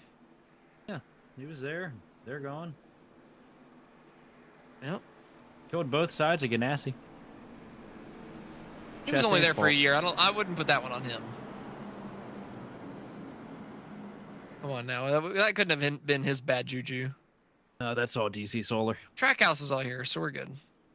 It's all DC Solar. It's my headcanon for it. Just think, if they didn't commit fraud, nobody would have had the money to fund Chastain in the first place, so he would have never gotten a shot. So if they didn't commit fraud, we would never have Ross Chastain.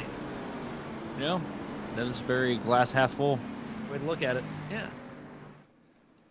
So thank you for stealing millions of dollars from people. I appreciate it. It's the American way, brother. I mean, you can kind of look at it that way. DC Solar did us a solid. They gave us Ross Chastain. We would have never had the Hail Melon.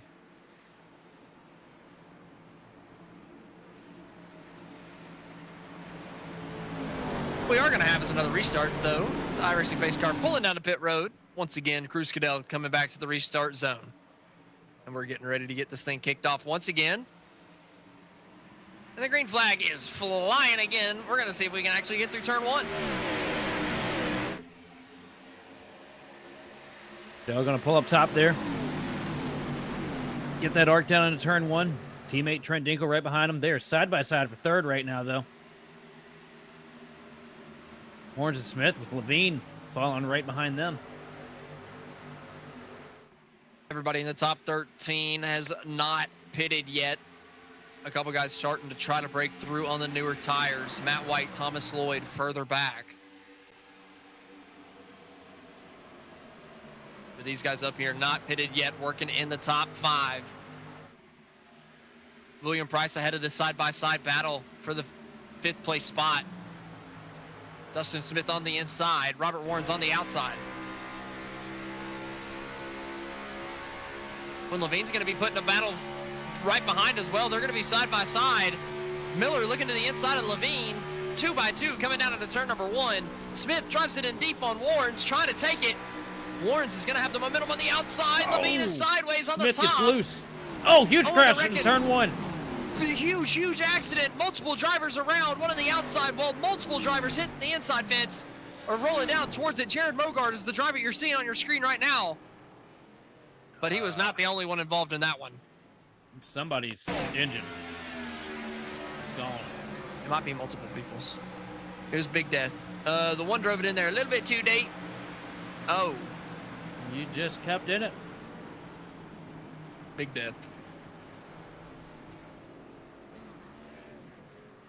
That is not how I recommend going through that corner. I think that was Matt White. They just drove it in there too hard. Yeah, he just Yep. kind of charged it in a little too deep and kept sending it. Oh, it's okay. Another couple cars back here.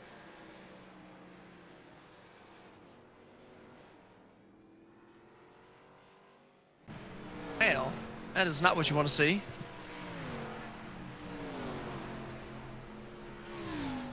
We're going to use this opportunity to take our first commercial break of the racing action, the Be Open tonight. Be sure to stay with us. We got a lot more coming at you on the other side of the break.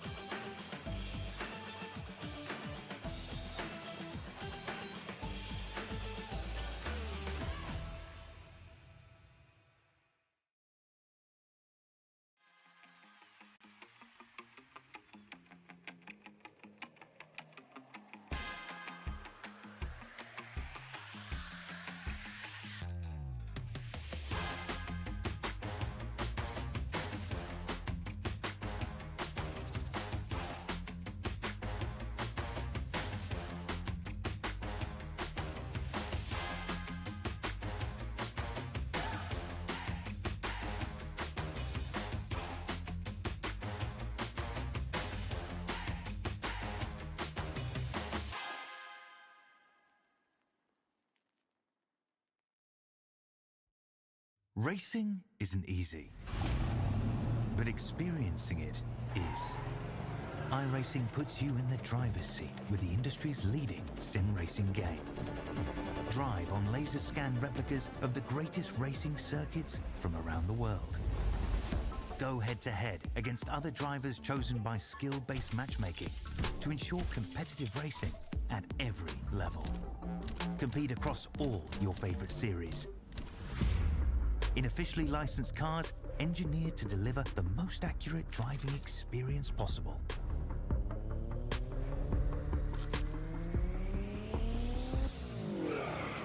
Join a race or host your own with players from across the globe. Race against the computer or in a league with friends. Feel the thrill behind the wheel. Visit iRacing.com.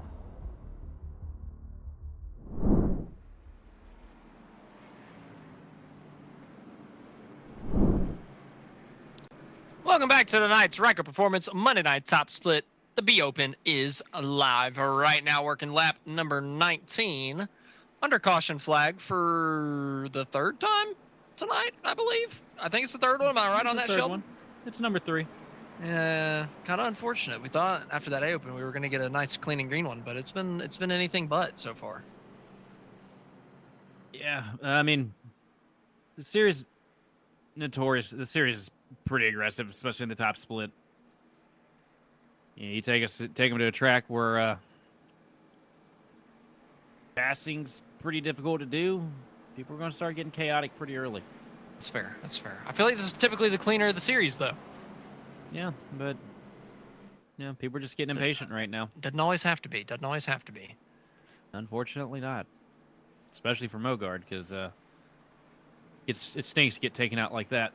Yeah. I feel bad for Jared. That was a rough ride, for no reason. Unfortunate for one of the cleaner guys out here in the field too, from my dealings with him throughout the past few years at least. Yeah, I don't think he's trying to do anything there, and that's maybe just a little over the top on that yellow. But either way, we got 40 laps left. We still got a race up at the front of this thing to figure out, and a little bit of diverging strategies. The newer tires still trying to work their way through, but I mean they're only up to 13th with Thomas Lloyd 14th, so not really making a lot of hay. I mean, they haven't had any chance to get any laps in either, though. Either way, Goodell and Daniel going to lead him here into the Geico restart zone. Travis Manning not happy in the chat, and I definitely understand why. Cruz Goodell leading us back down to the green flag again. 3 wide in the pack. Yeah, that was a big stack up on the restart, leading to a chaotic situation coming down to turn 1. I think they're going to funnel it out to 2 wide, get it at least somewhat sorted. Side by side for what, 5th? Oh, Smith on the inside. Levine trying to use the momentum on the outside of turn number 2. Can he get the run coming out of the corner and put himself into the top 5? So far, he's there by a nose. What's that going to translate into when he comes down here to turn 3, though, with Smith on his inside? Smith pulling the side draft coming in, going to run him up off the line just a little bit. Smith's going to get tight. Levine's going to get the momentum, though, and put it down and get the spot from him coming out of 3. Yeah, Smith has to lift just a little bit more, drives it in a little bit too deep. That gives the spot away. They're fighting right behind these guys as well. Newman getting by Miller for 7th, but Miller is not willing to give it up without a fight. Looking back down to the inside as we cross the start-finish line, 40 to go. Miller looking down there. He outbreaks him heavy, coming down to 1. No, he doesn't. He outbroke himself.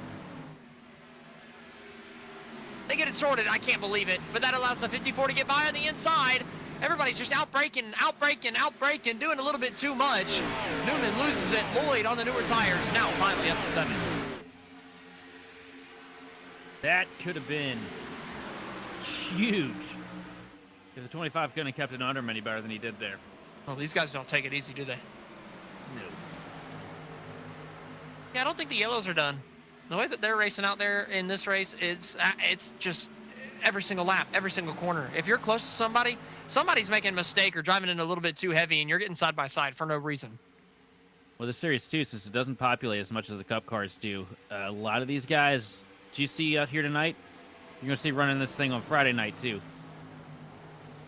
So these guys have a lot of laps logged against each other. So you got a lot of ego that goes with that, unfortunately. Maybe some feuds in the past resurfacing. Levine Quite moving a up to few. 4th. Levine's been running really good out here tonight. A little bit better in the B car than he is the A car. And I get why. I'm the same way. And the B car, it comes down to more of what you got behind the wheel. Miller is the getting B car. abused, man. Back 10th, back to 11th. It's been a tough couple of laps. Continuing to slide, stuck on the outside now. Everybody going by on the inside. What in the world is happening to Miller?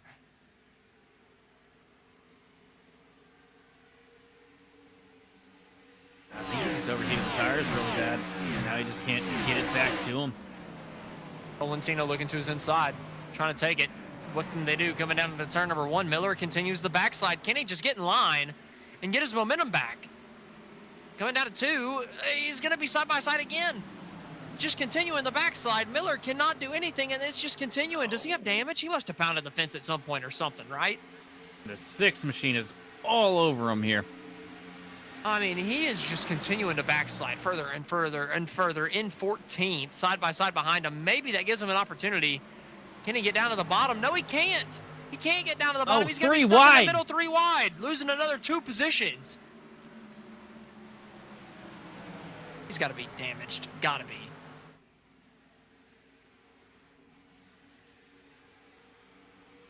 Well, he might have just benefited too by staying out when everybody else was pitting earlier. And now Well, not everybody pitted. It's not barely anybody pitted. We've got one guy in the top 10 that's pitted, and he's running 5th. The next closest is running 14th.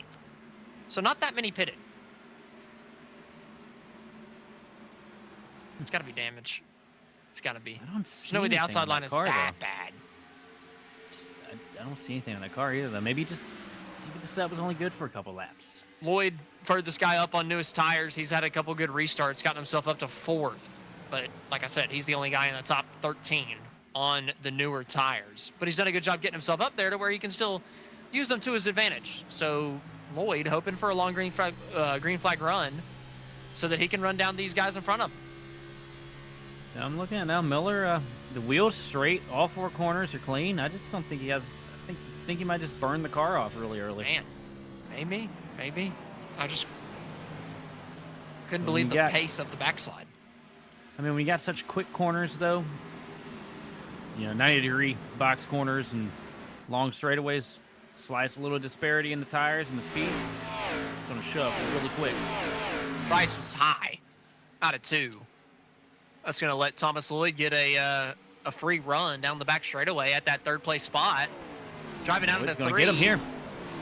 Price gives him plenty of room. And Lloyd on the newer tires, he is flying.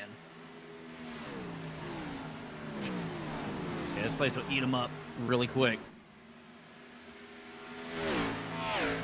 He needs to be careful not to push him too hard, right? Like, you got the advantage, but you can't wear out the advantage. Yeah, well, it's so nice to watch this B car and watch these guys yaw this thing out in the corners. Oh, yeah, I agree, man. It's so awesome. Being able to use the right rear, the way that you can use it in these cars, it is... Look at that, right there. I took it Perfect for shot of granted. it. I took it for granted. I didn't think it would ever go away, but it's gone.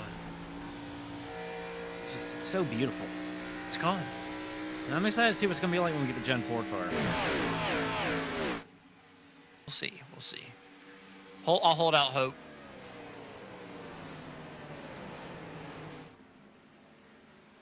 Waddell up to When are those pit 7. stops going to come? That's a good question. I haven't studied. You're supposed to know everything coming into these things, Sheldon. Come on now. Man, I ain't been able to race in weeks. It's depressing. I'm assuming based with the cautions, I'd be expecting these guys to come in around 35 to lap 40 in that ballpark. I think 35 is a good bet. Man, they're fighting hard back here, side your by side, leaders- right behind Levine for 4th. leaders are- Price on the outside. Warren's trying to take the spot, trying to get himself back in the top 5. Price is starting the backside. Oh, and Smith all over the place back there behind Warren's. We're starting to see the people who have worn off their tires way too hard. That drove just too hard at the beginning of this thing. Starting to see him backslide. We saw it earlier with Miller. Price, now he's the one moving backwards, and moving backwards fast.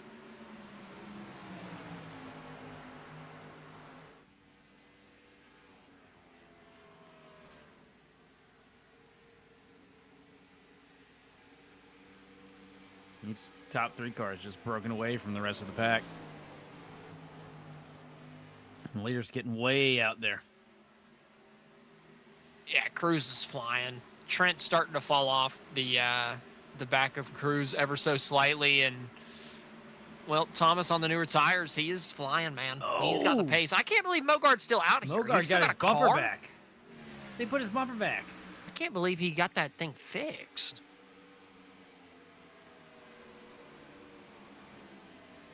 Fair enough. I'm shocked. I thought there was no way in heck. 19th place, too. No way in hell he'd be back out here tonight, but credit to him. He stuck with it, and credit to Thomas Lloyd because he's the only one that's made this pit stop work so far.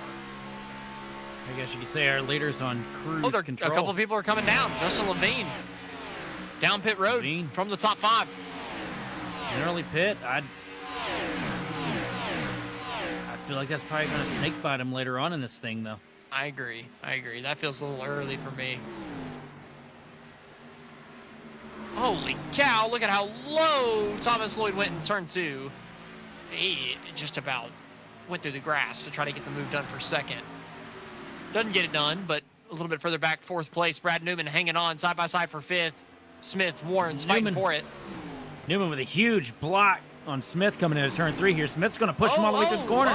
Smith's going to slide up here. Good battling between these guys. You weren't wrong about them being able to get to the bumpers better.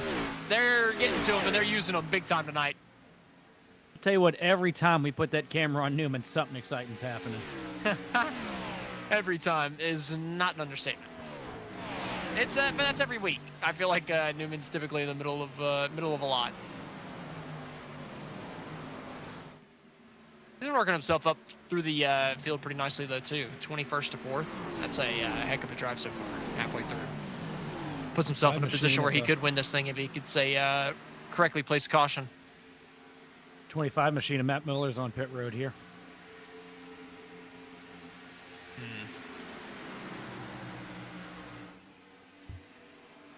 So the green flag pit stop has started on the early end of it though, so I'm still not expecting too many guys to fall for it yet.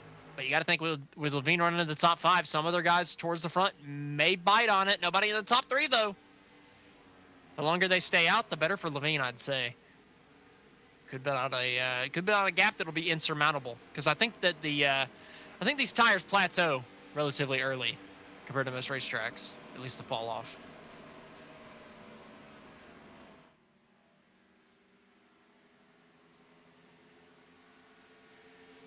Well, that GridVision machine's looking pretty stout, though. Anytime I see GridVision on a paint scheme, I feel a little something in my heart. Looks good. Yeah. Our producer does a good job painting too, multi-talented.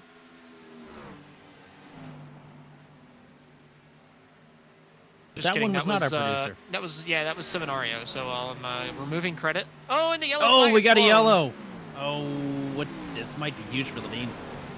He's going to cycle through to the lead, I think, but he is going to have 2 or 3 laps on his tires, so we'll have to wait and see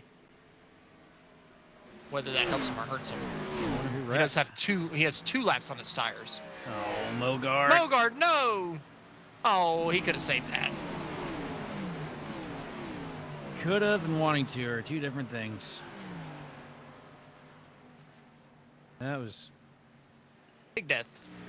pretty dramatic. Well, Levine's going to have the track position, but he's going to have a 2-lap older tires. But it does shake up the front of the field a little bit. Creates a little bit of something different up towards the front end of this thing. Here we are going on the front straightaway. It's all alone. Here we go again on my own. Wrecking out of turn 2 all alone. Only like a drifter, I was born to wreck alone. Diving it down here into turn 2. You can see the back end already sort of coming around on him. No, there we go. And big slide here. Tries to save it, keeping his foot in it. Boom, confetti. Look, I want to point out he did a great job saving the left side of his race car. Just kidding. Sure about that? Oh, man. Commander hindsight over here. Oh, I thought that was going to be fun because we were going to get some differing tire strategy. Now it's just Levine with the differing strategy. Oh, we got people hitting the wall coming into pit road here. Oh, my word. You It get so didn't scared of move, the guys. median in the middle. It's where it was last year. And there's Levine coming up to take the race lead. But I don't think that's going to last. If that caution had came out while he was on pit road, you know, I'd be feeling pretty good for him. But being, you know, 2 laps after, running 2 laps on the tires, I don't know. Eddie Rose. Sorry, Eddie is Rose is actually in the your race lead. leader. He's got 24 laps on the tires. I don't know why he did not pit.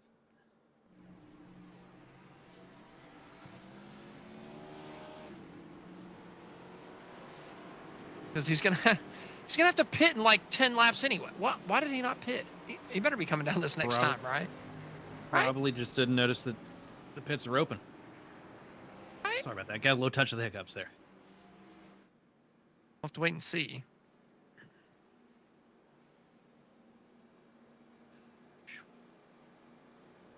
Handful of cars out of this thing already. It does take the strategy out of this race, though. I mean, there is just about no strategy. It's just Levine up at the front now.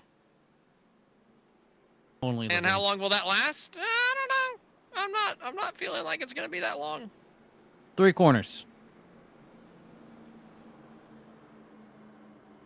Sorry, Justin. I'll give it 3 though.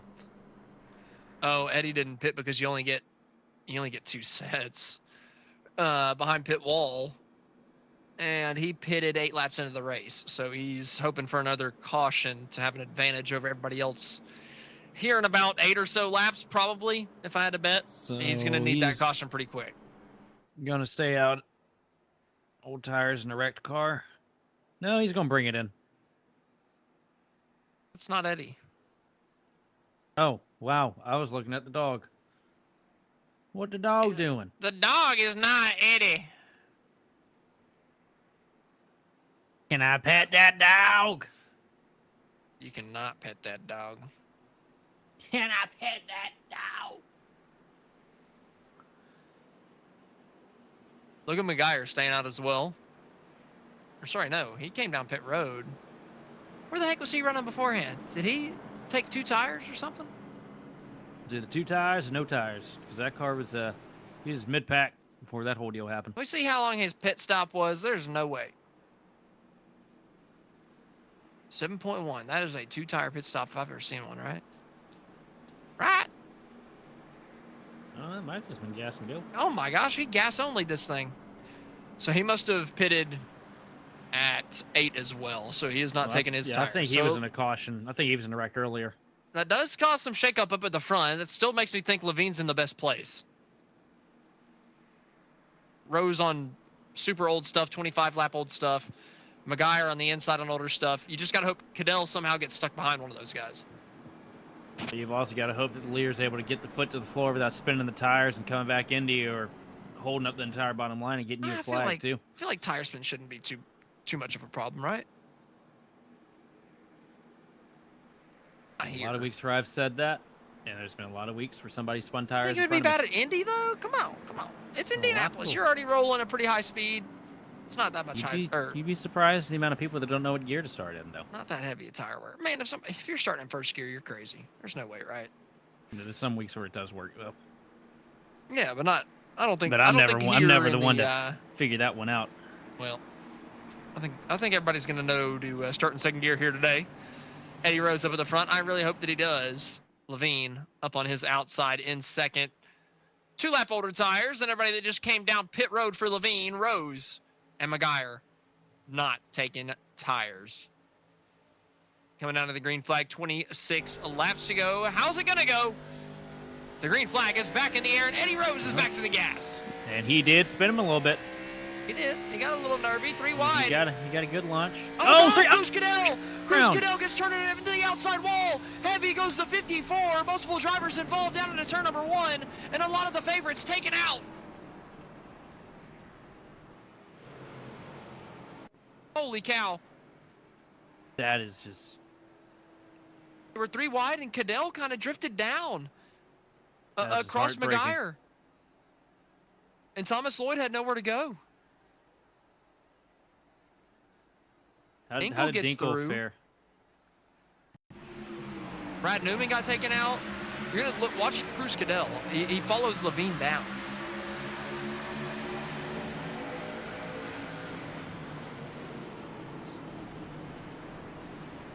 It's one of them deals, 60-lap race, you got to be on it. Bring your A game every single one of those laps. It's so easy to make a mistake. It's an easy mistake to make on these restarts. I mean, heck, we see that all the time at the plate tracks and stuff.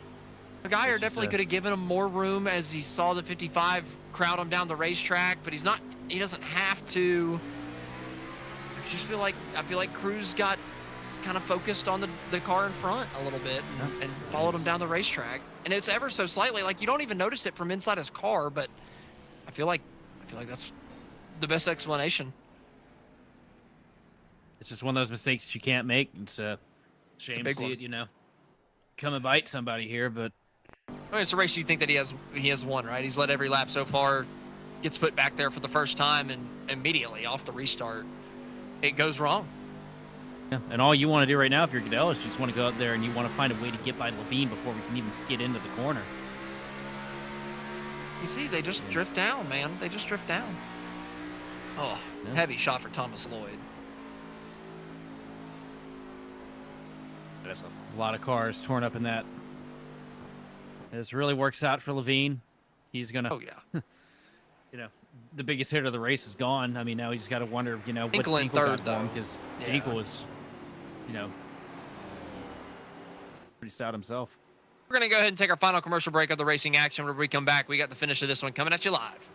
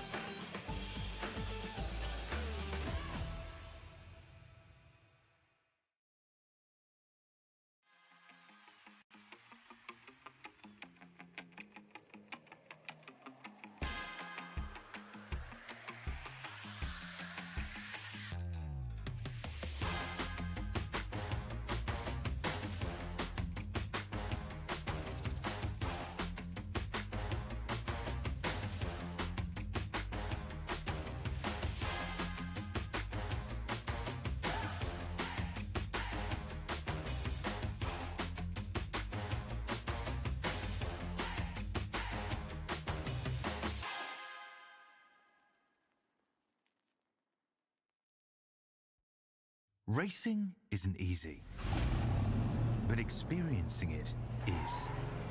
iRacing puts you in the driver's seat with the industry's leading sim racing game. Drive on laser scan replicas of the greatest racing circuits from around the world. Go head-to-head against other drivers chosen by skill-based matchmaking to ensure competitive racing at every level. Compete across all your favorite series. in officially licensed cars engineered to deliver the most accurate driving experience possible.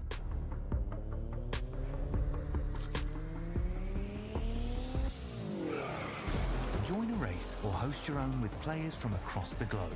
Race against the computer or in a league with friends. Feel the thrill behind the wheel. Visit iRacing.com.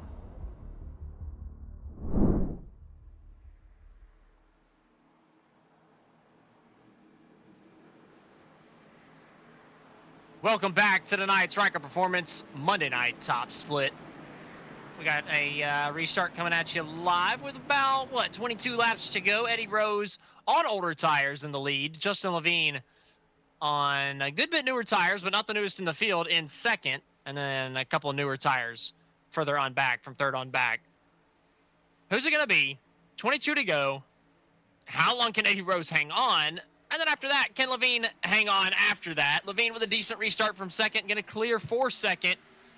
Rose easily clearing for first, and it ends up being a great restart from Smith up in fourth place, looking to take third from Dinkle. Dinkle drives it in deeper. It's going to be side by side for that third place spot, and that is super, super important. Both those guys fighting on newer tires. Smith into the fence, and it's going to be Dinkle as Rose goes way high. Levine to the lead. Levine with a few car links on the back straightaway here on Trent Dinkle in second place. We're really going to find out really fast here how important those 2 laps are going to be on those tires. He's going to be hoping and praying for yellow flag after yellow flag after yellow flag. I can promise you that. And he's going to be pushing up here at the front of this thing, trying to hang on to that clean air. I think the tires are going to be an afterthought for Levine up at the front. And he's pushing, but it's just a little bit too much right now. He's losing a little bit of time. Dinkle had a great run out of 4. Levine going defensive down into turn number 1.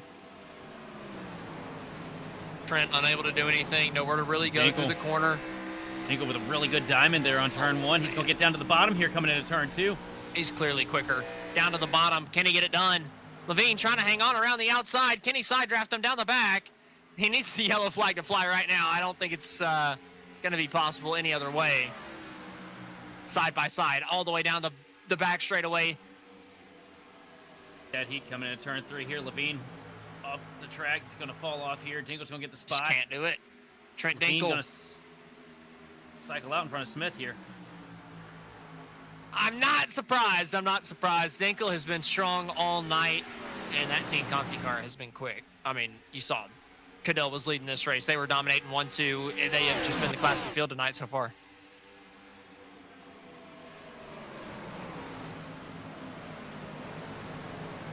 Levine just pushes a little bit more through the faster corners, I feel like. Like the car just slides a little bit more. I mean, I also think that's due in part, to the fact that Dinkle was a regular in this series. He runs this thing all the time. He runs just about every race during the week. Him and Cadell and, Levine coming in here doing a load of bushwhacking tonight. A little bit more recent experience for Dinkle, but I mean, they've just been quick all night. I mean, he is flying. He is hooked up.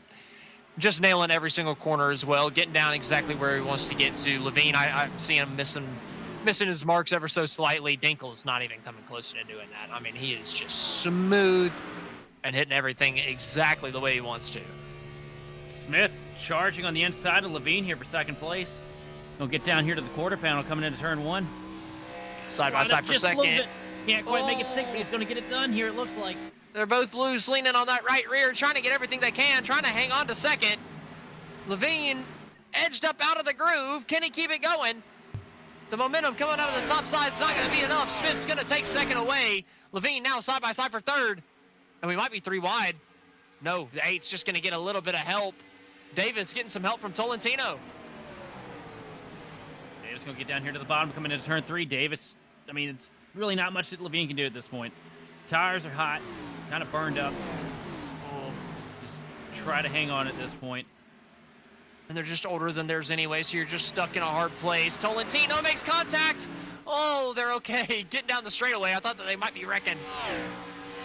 Tolentino still with the side draft. Tolentino with a really good recovery, too. Getting spun twice in this thing, and he's up here in 5th, passing Levine.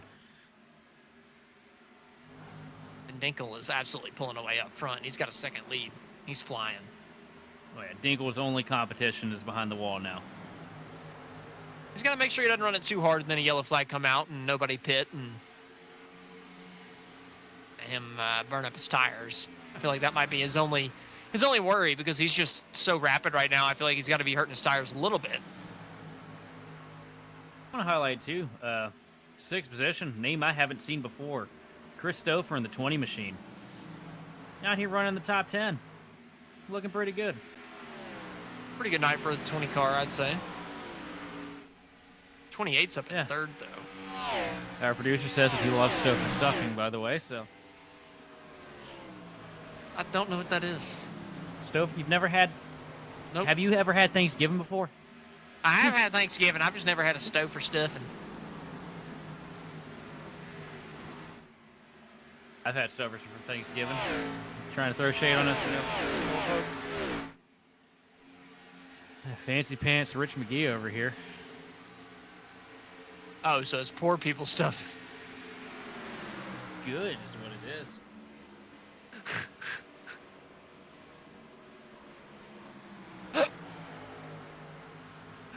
Oh, man.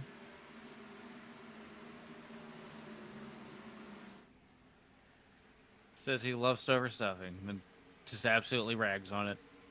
Yeah, if only the producer's mic was unmuted for that, so we could have the whole conversation through here. You know what? He can stay muted. Nobody want to hear what he wants to say. You don't want to hear? Oh, come on now. No. No, he's just being negative. We need positivity. You get a C- for optimism. Oh, man. I've at least been giving you a C this whole time, Darby. Yeah. C-. Hell, I've been giving you a C+, right? I don't know. I've been giving them both y'all heartburn. I thought I was a tough grader.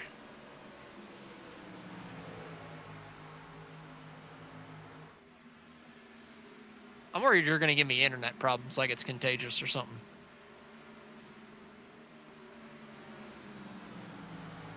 Don't even confirm or deny. We've kind of reached that point of the race, haven't we? A little bit. Indy is one of those tracks that do just kind of, they get stretched out a little bit.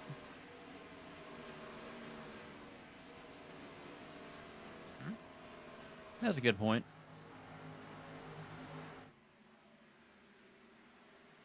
He said we are typically doing interviews by now, and he's not wrong. A little bit of a caution spree in the middle of this one, to say the least. Yeah, one race ran a little short, the other one runs a little long. Classic. Yeah, we were all right until we got to the point where people were intentionally shipping each other earlier. Yeah, that's typically not conductive of good racing. Not quite. Luckily, we don't have the issue with the caution lap here like Charlotte, where I felt like we had an extra lap or two. I couldn't handle an extra lap or two at Indy. That extra lap or two just gave us extra brain rot. We were pretty bad at Charlotte. We haven't gotten into that tonight. No. If we had the extra lap or two, we would definitely have been in that territory with how many yellows we've had. It would be so Ohio. Oh god. You definitely don't know how to use it, but that's okay. I just like the effort. I don't, man. I'm getting old. Levine trying to hang on to the top 5 on those older tires. Doing a good job. He's 3 seconds back from the lead.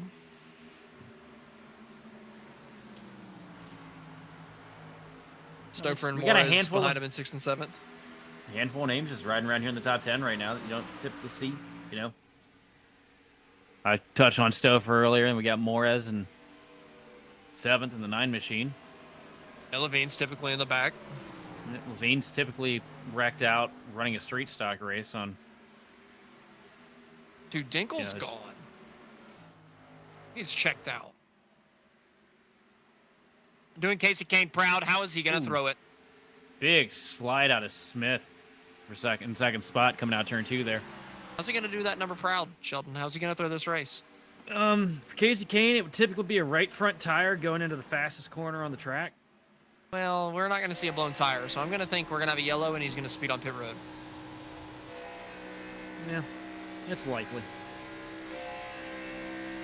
I remember there for like 2 weeks when we first got the start mode. You could blow tires out. It was pretty cool.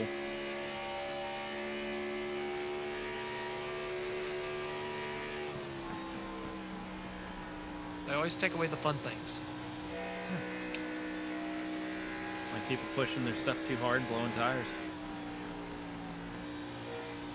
It's too unfair. Don't push so hard.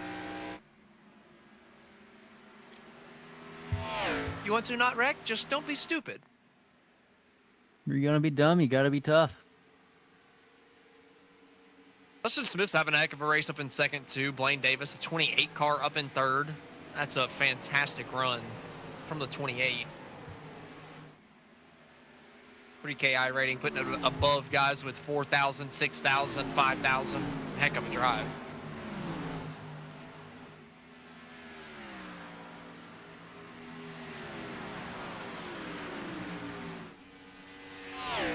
It's going to be a plus 100 day for Blaine Davis. If he can finish this out. Still 11 laps to go, so I don't want to jinx him, but if he can finish this out, that's going to be a heck of a finish. And that's awesome for Blaine, too. Regular in this series. There's not many races that you'll watch in the B Open series where you don't see that black and silver GM Goodwrench machine that he favorites running in it. So it's good seeing him run up front, getting a good finish here. It's Robert not Warren's back too in surprising. ninth.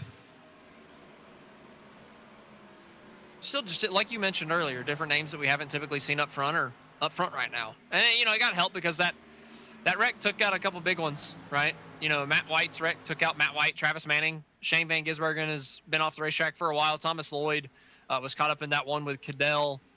I mean, it's been a war of attrition so far tonight. 28 starters, only 17 left on the lead lap. I mean, sometimes in order to be good, though, you just got to survive. You know, that's the biggest thing. Blaine got big loose coming out of turn one there.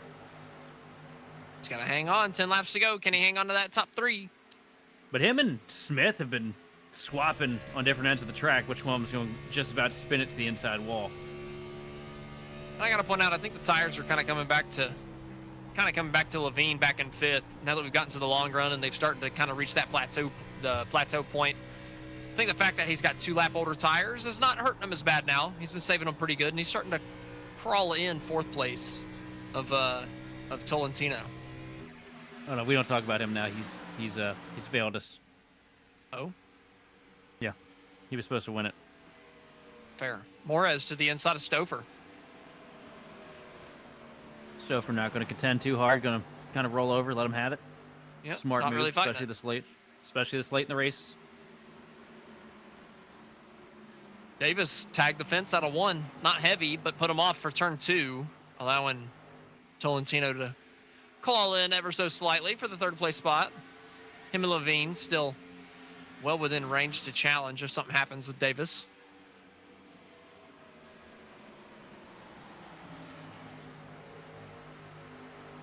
Tinkle is gone, man. 3 seconds, and he is still stretching that lead out. I mean, the only competition he's had this entire race was Caudell. And now that car's been behind the wall for a few laps, you know, it's his race to win, his race to lose.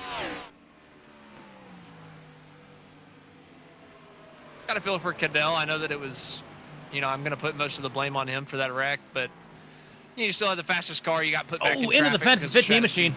Ooh. Right in front of Justin. It's going to give him 4th. Levine to 4th. Out of nowhere. Can he get himself back on the podium? He's got the 2nd and 3rd place guys right in front of him. He's done good on those tires, giving himself a chance.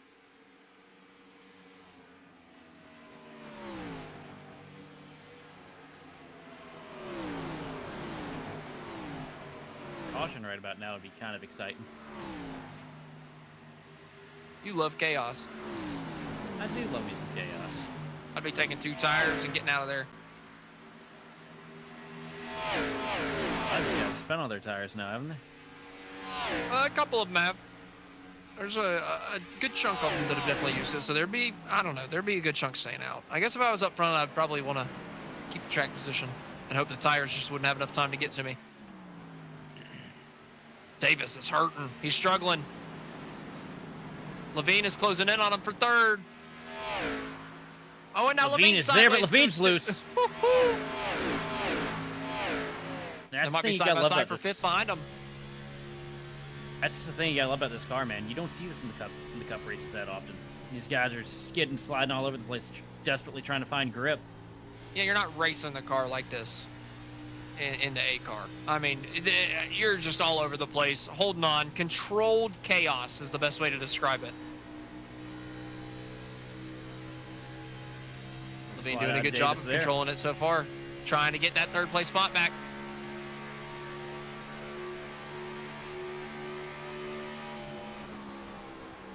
Yeah, I don't think it's a case of if, but more so when for Levine getting third spot here. He's got 6 laps to do it. Again. Big slide out of the 8. Davis is hurting, man. He is struggling.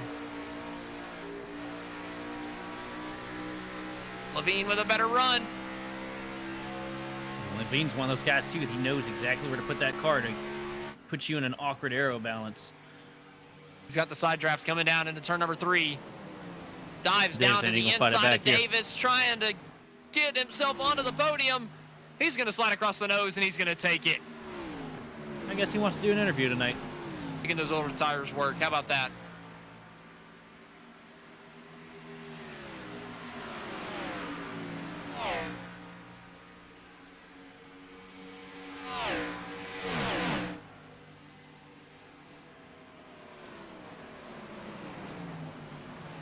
I definitely did not have a Justin Levine podium on my bingo card tonight. And now we got lap car. Cruises its way through the pack here, the 46 machine. Behind Levine, third place. I'm getting nervous watching these guys come through these corners, sideways as they are. It's just, the tires are gone and there's just no grip left, which leads me to believe that somebody could still spin out and throw this thing for a loop at the end.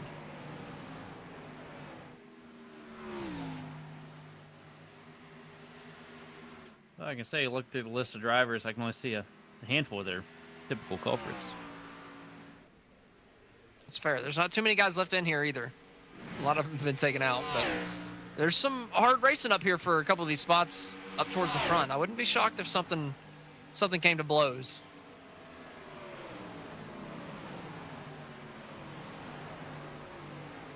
You try to take my stove for stuffing, then it'll come to blows. I can promise you that. I'm not going to be taking your stuff for stuffing. I can promise you that. You can have all the stuff for stuffing you would like. Good. Now you've eaten on Thanksgiving, unlike some people. You're too fancy for it. Morez to the inside of Davis, coming down to 3. Side drafting him all the way down, trying to do the same thing Levine just did. Davis, way too high, drives in too deep. It's going to be an easy pass for Morez. I just think Davis is trying to not fight the spots here at this point. As loose as he's been, I feel like he thinks that if he stays out there trying to race somebody for position, he's going to end up coming around. Just take your top 5 and move on with it. Still going to be a good point today. Still a great The only night. thing that's going to hurt your points is if you slap the left side of that car against the fence. So my overlay's telling me he's still making up 100 tonight in 5th. So yeah, that's a hell of a points night if he can get it done. And he's got a big gap, only 3 laps to go. Just hang on to that thing. Don't spin it out. Bring it home. yeah, let's go out there, finish up, seal the deal, and bring it home in one piece.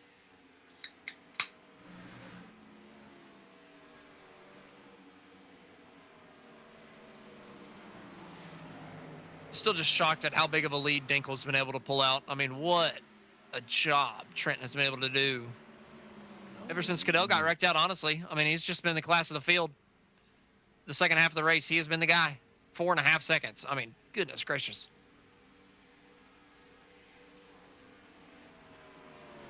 Yeah, just nobody's got anything for him. Track fits him. Setup's fitting him.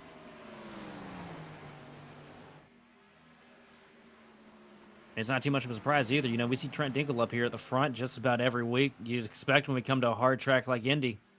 Yep. Be more so same traffic. It's closing up for second. Oh, whoa, whoa. Levine found the fence out of 2. So it was closing up for second. It might not be anymore. He loses a Come little on, bit of ground. Justin. He was trying. He was trying to get there. He might end up throwing that 3rd place spot, though, if he finds the wall one more time. Lap and a half to go for these guys coming through 3. He's still gaining on them, though. So, and now Smith found the fence. Smith with heavy contact.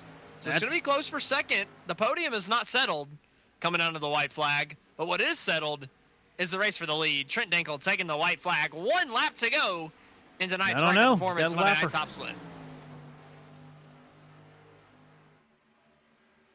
Trent Dinkel with a fantastic race so far. The battle is for second. Dustin Smith and Justin Levine going at it. Coming through 2. What can Levine do? Can he get a run? Coming down the back straightaway one final time. Oh, Smith slides it. That at least gives Levine a little bit of momentum. Not big enough, not big enough. Trent Dinkel, though, comes down into turn 3. And he's going to be taking the final 2 corners all by himself. 4.5 seconds back to his nearest competitor. Trent Dinkel comes out of turn number 4 to win the Ryco Performance Monday Night Top Split B Open from the Indianapolis Motor Speedway. Trent Dinkel, your winner.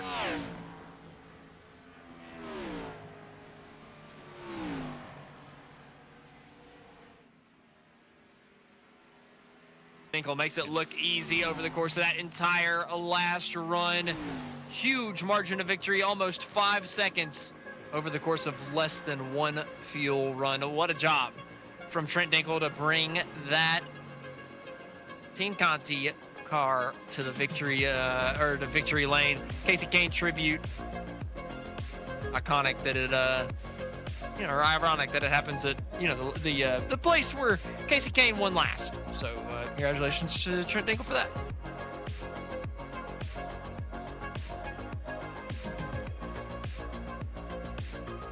Now that we've come to the conclusion of tonight's Big Open race, we're going to take our final commercial break. Whenever we come back, we're going to try to talk to our top 3 finishers. Stay with us.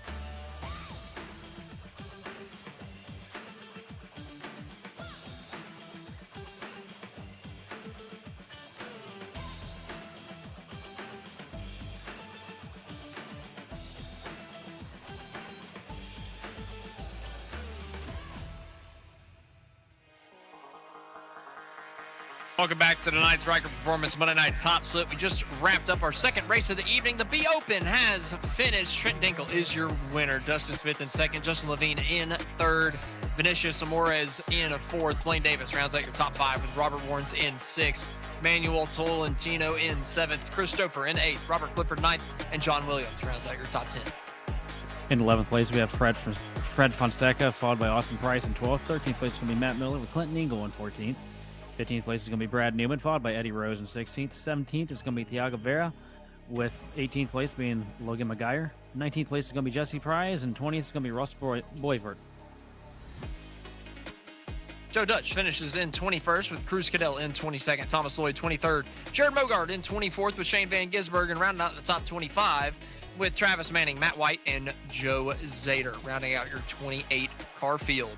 It's going to do it for your race rundown. And now we're going to interview a couple of our top 3. We've been able to get in touch with our first and third place finishers. So first up, we're going to pull up Justin Levine, and he's going to talk to Sheldon Atkins.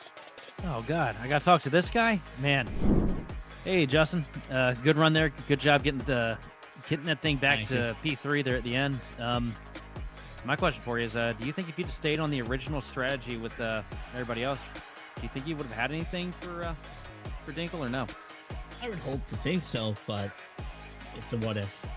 Wanted to do something different. I saw them pulling away from me on that green flag run, and I was like, you know what? I feel like a caution will happen during green flag stops, and of course, right after I pit, that's when it happened. But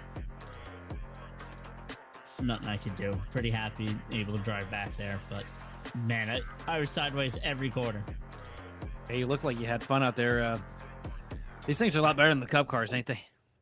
Oh, the racing is just top notch compared to the Cup car. Like you got side by side in the Cup car, and whoever's in front of you was gone, and then you were stuck fighting, and then you needed help from a third party, fourth party, and you just got freight trained.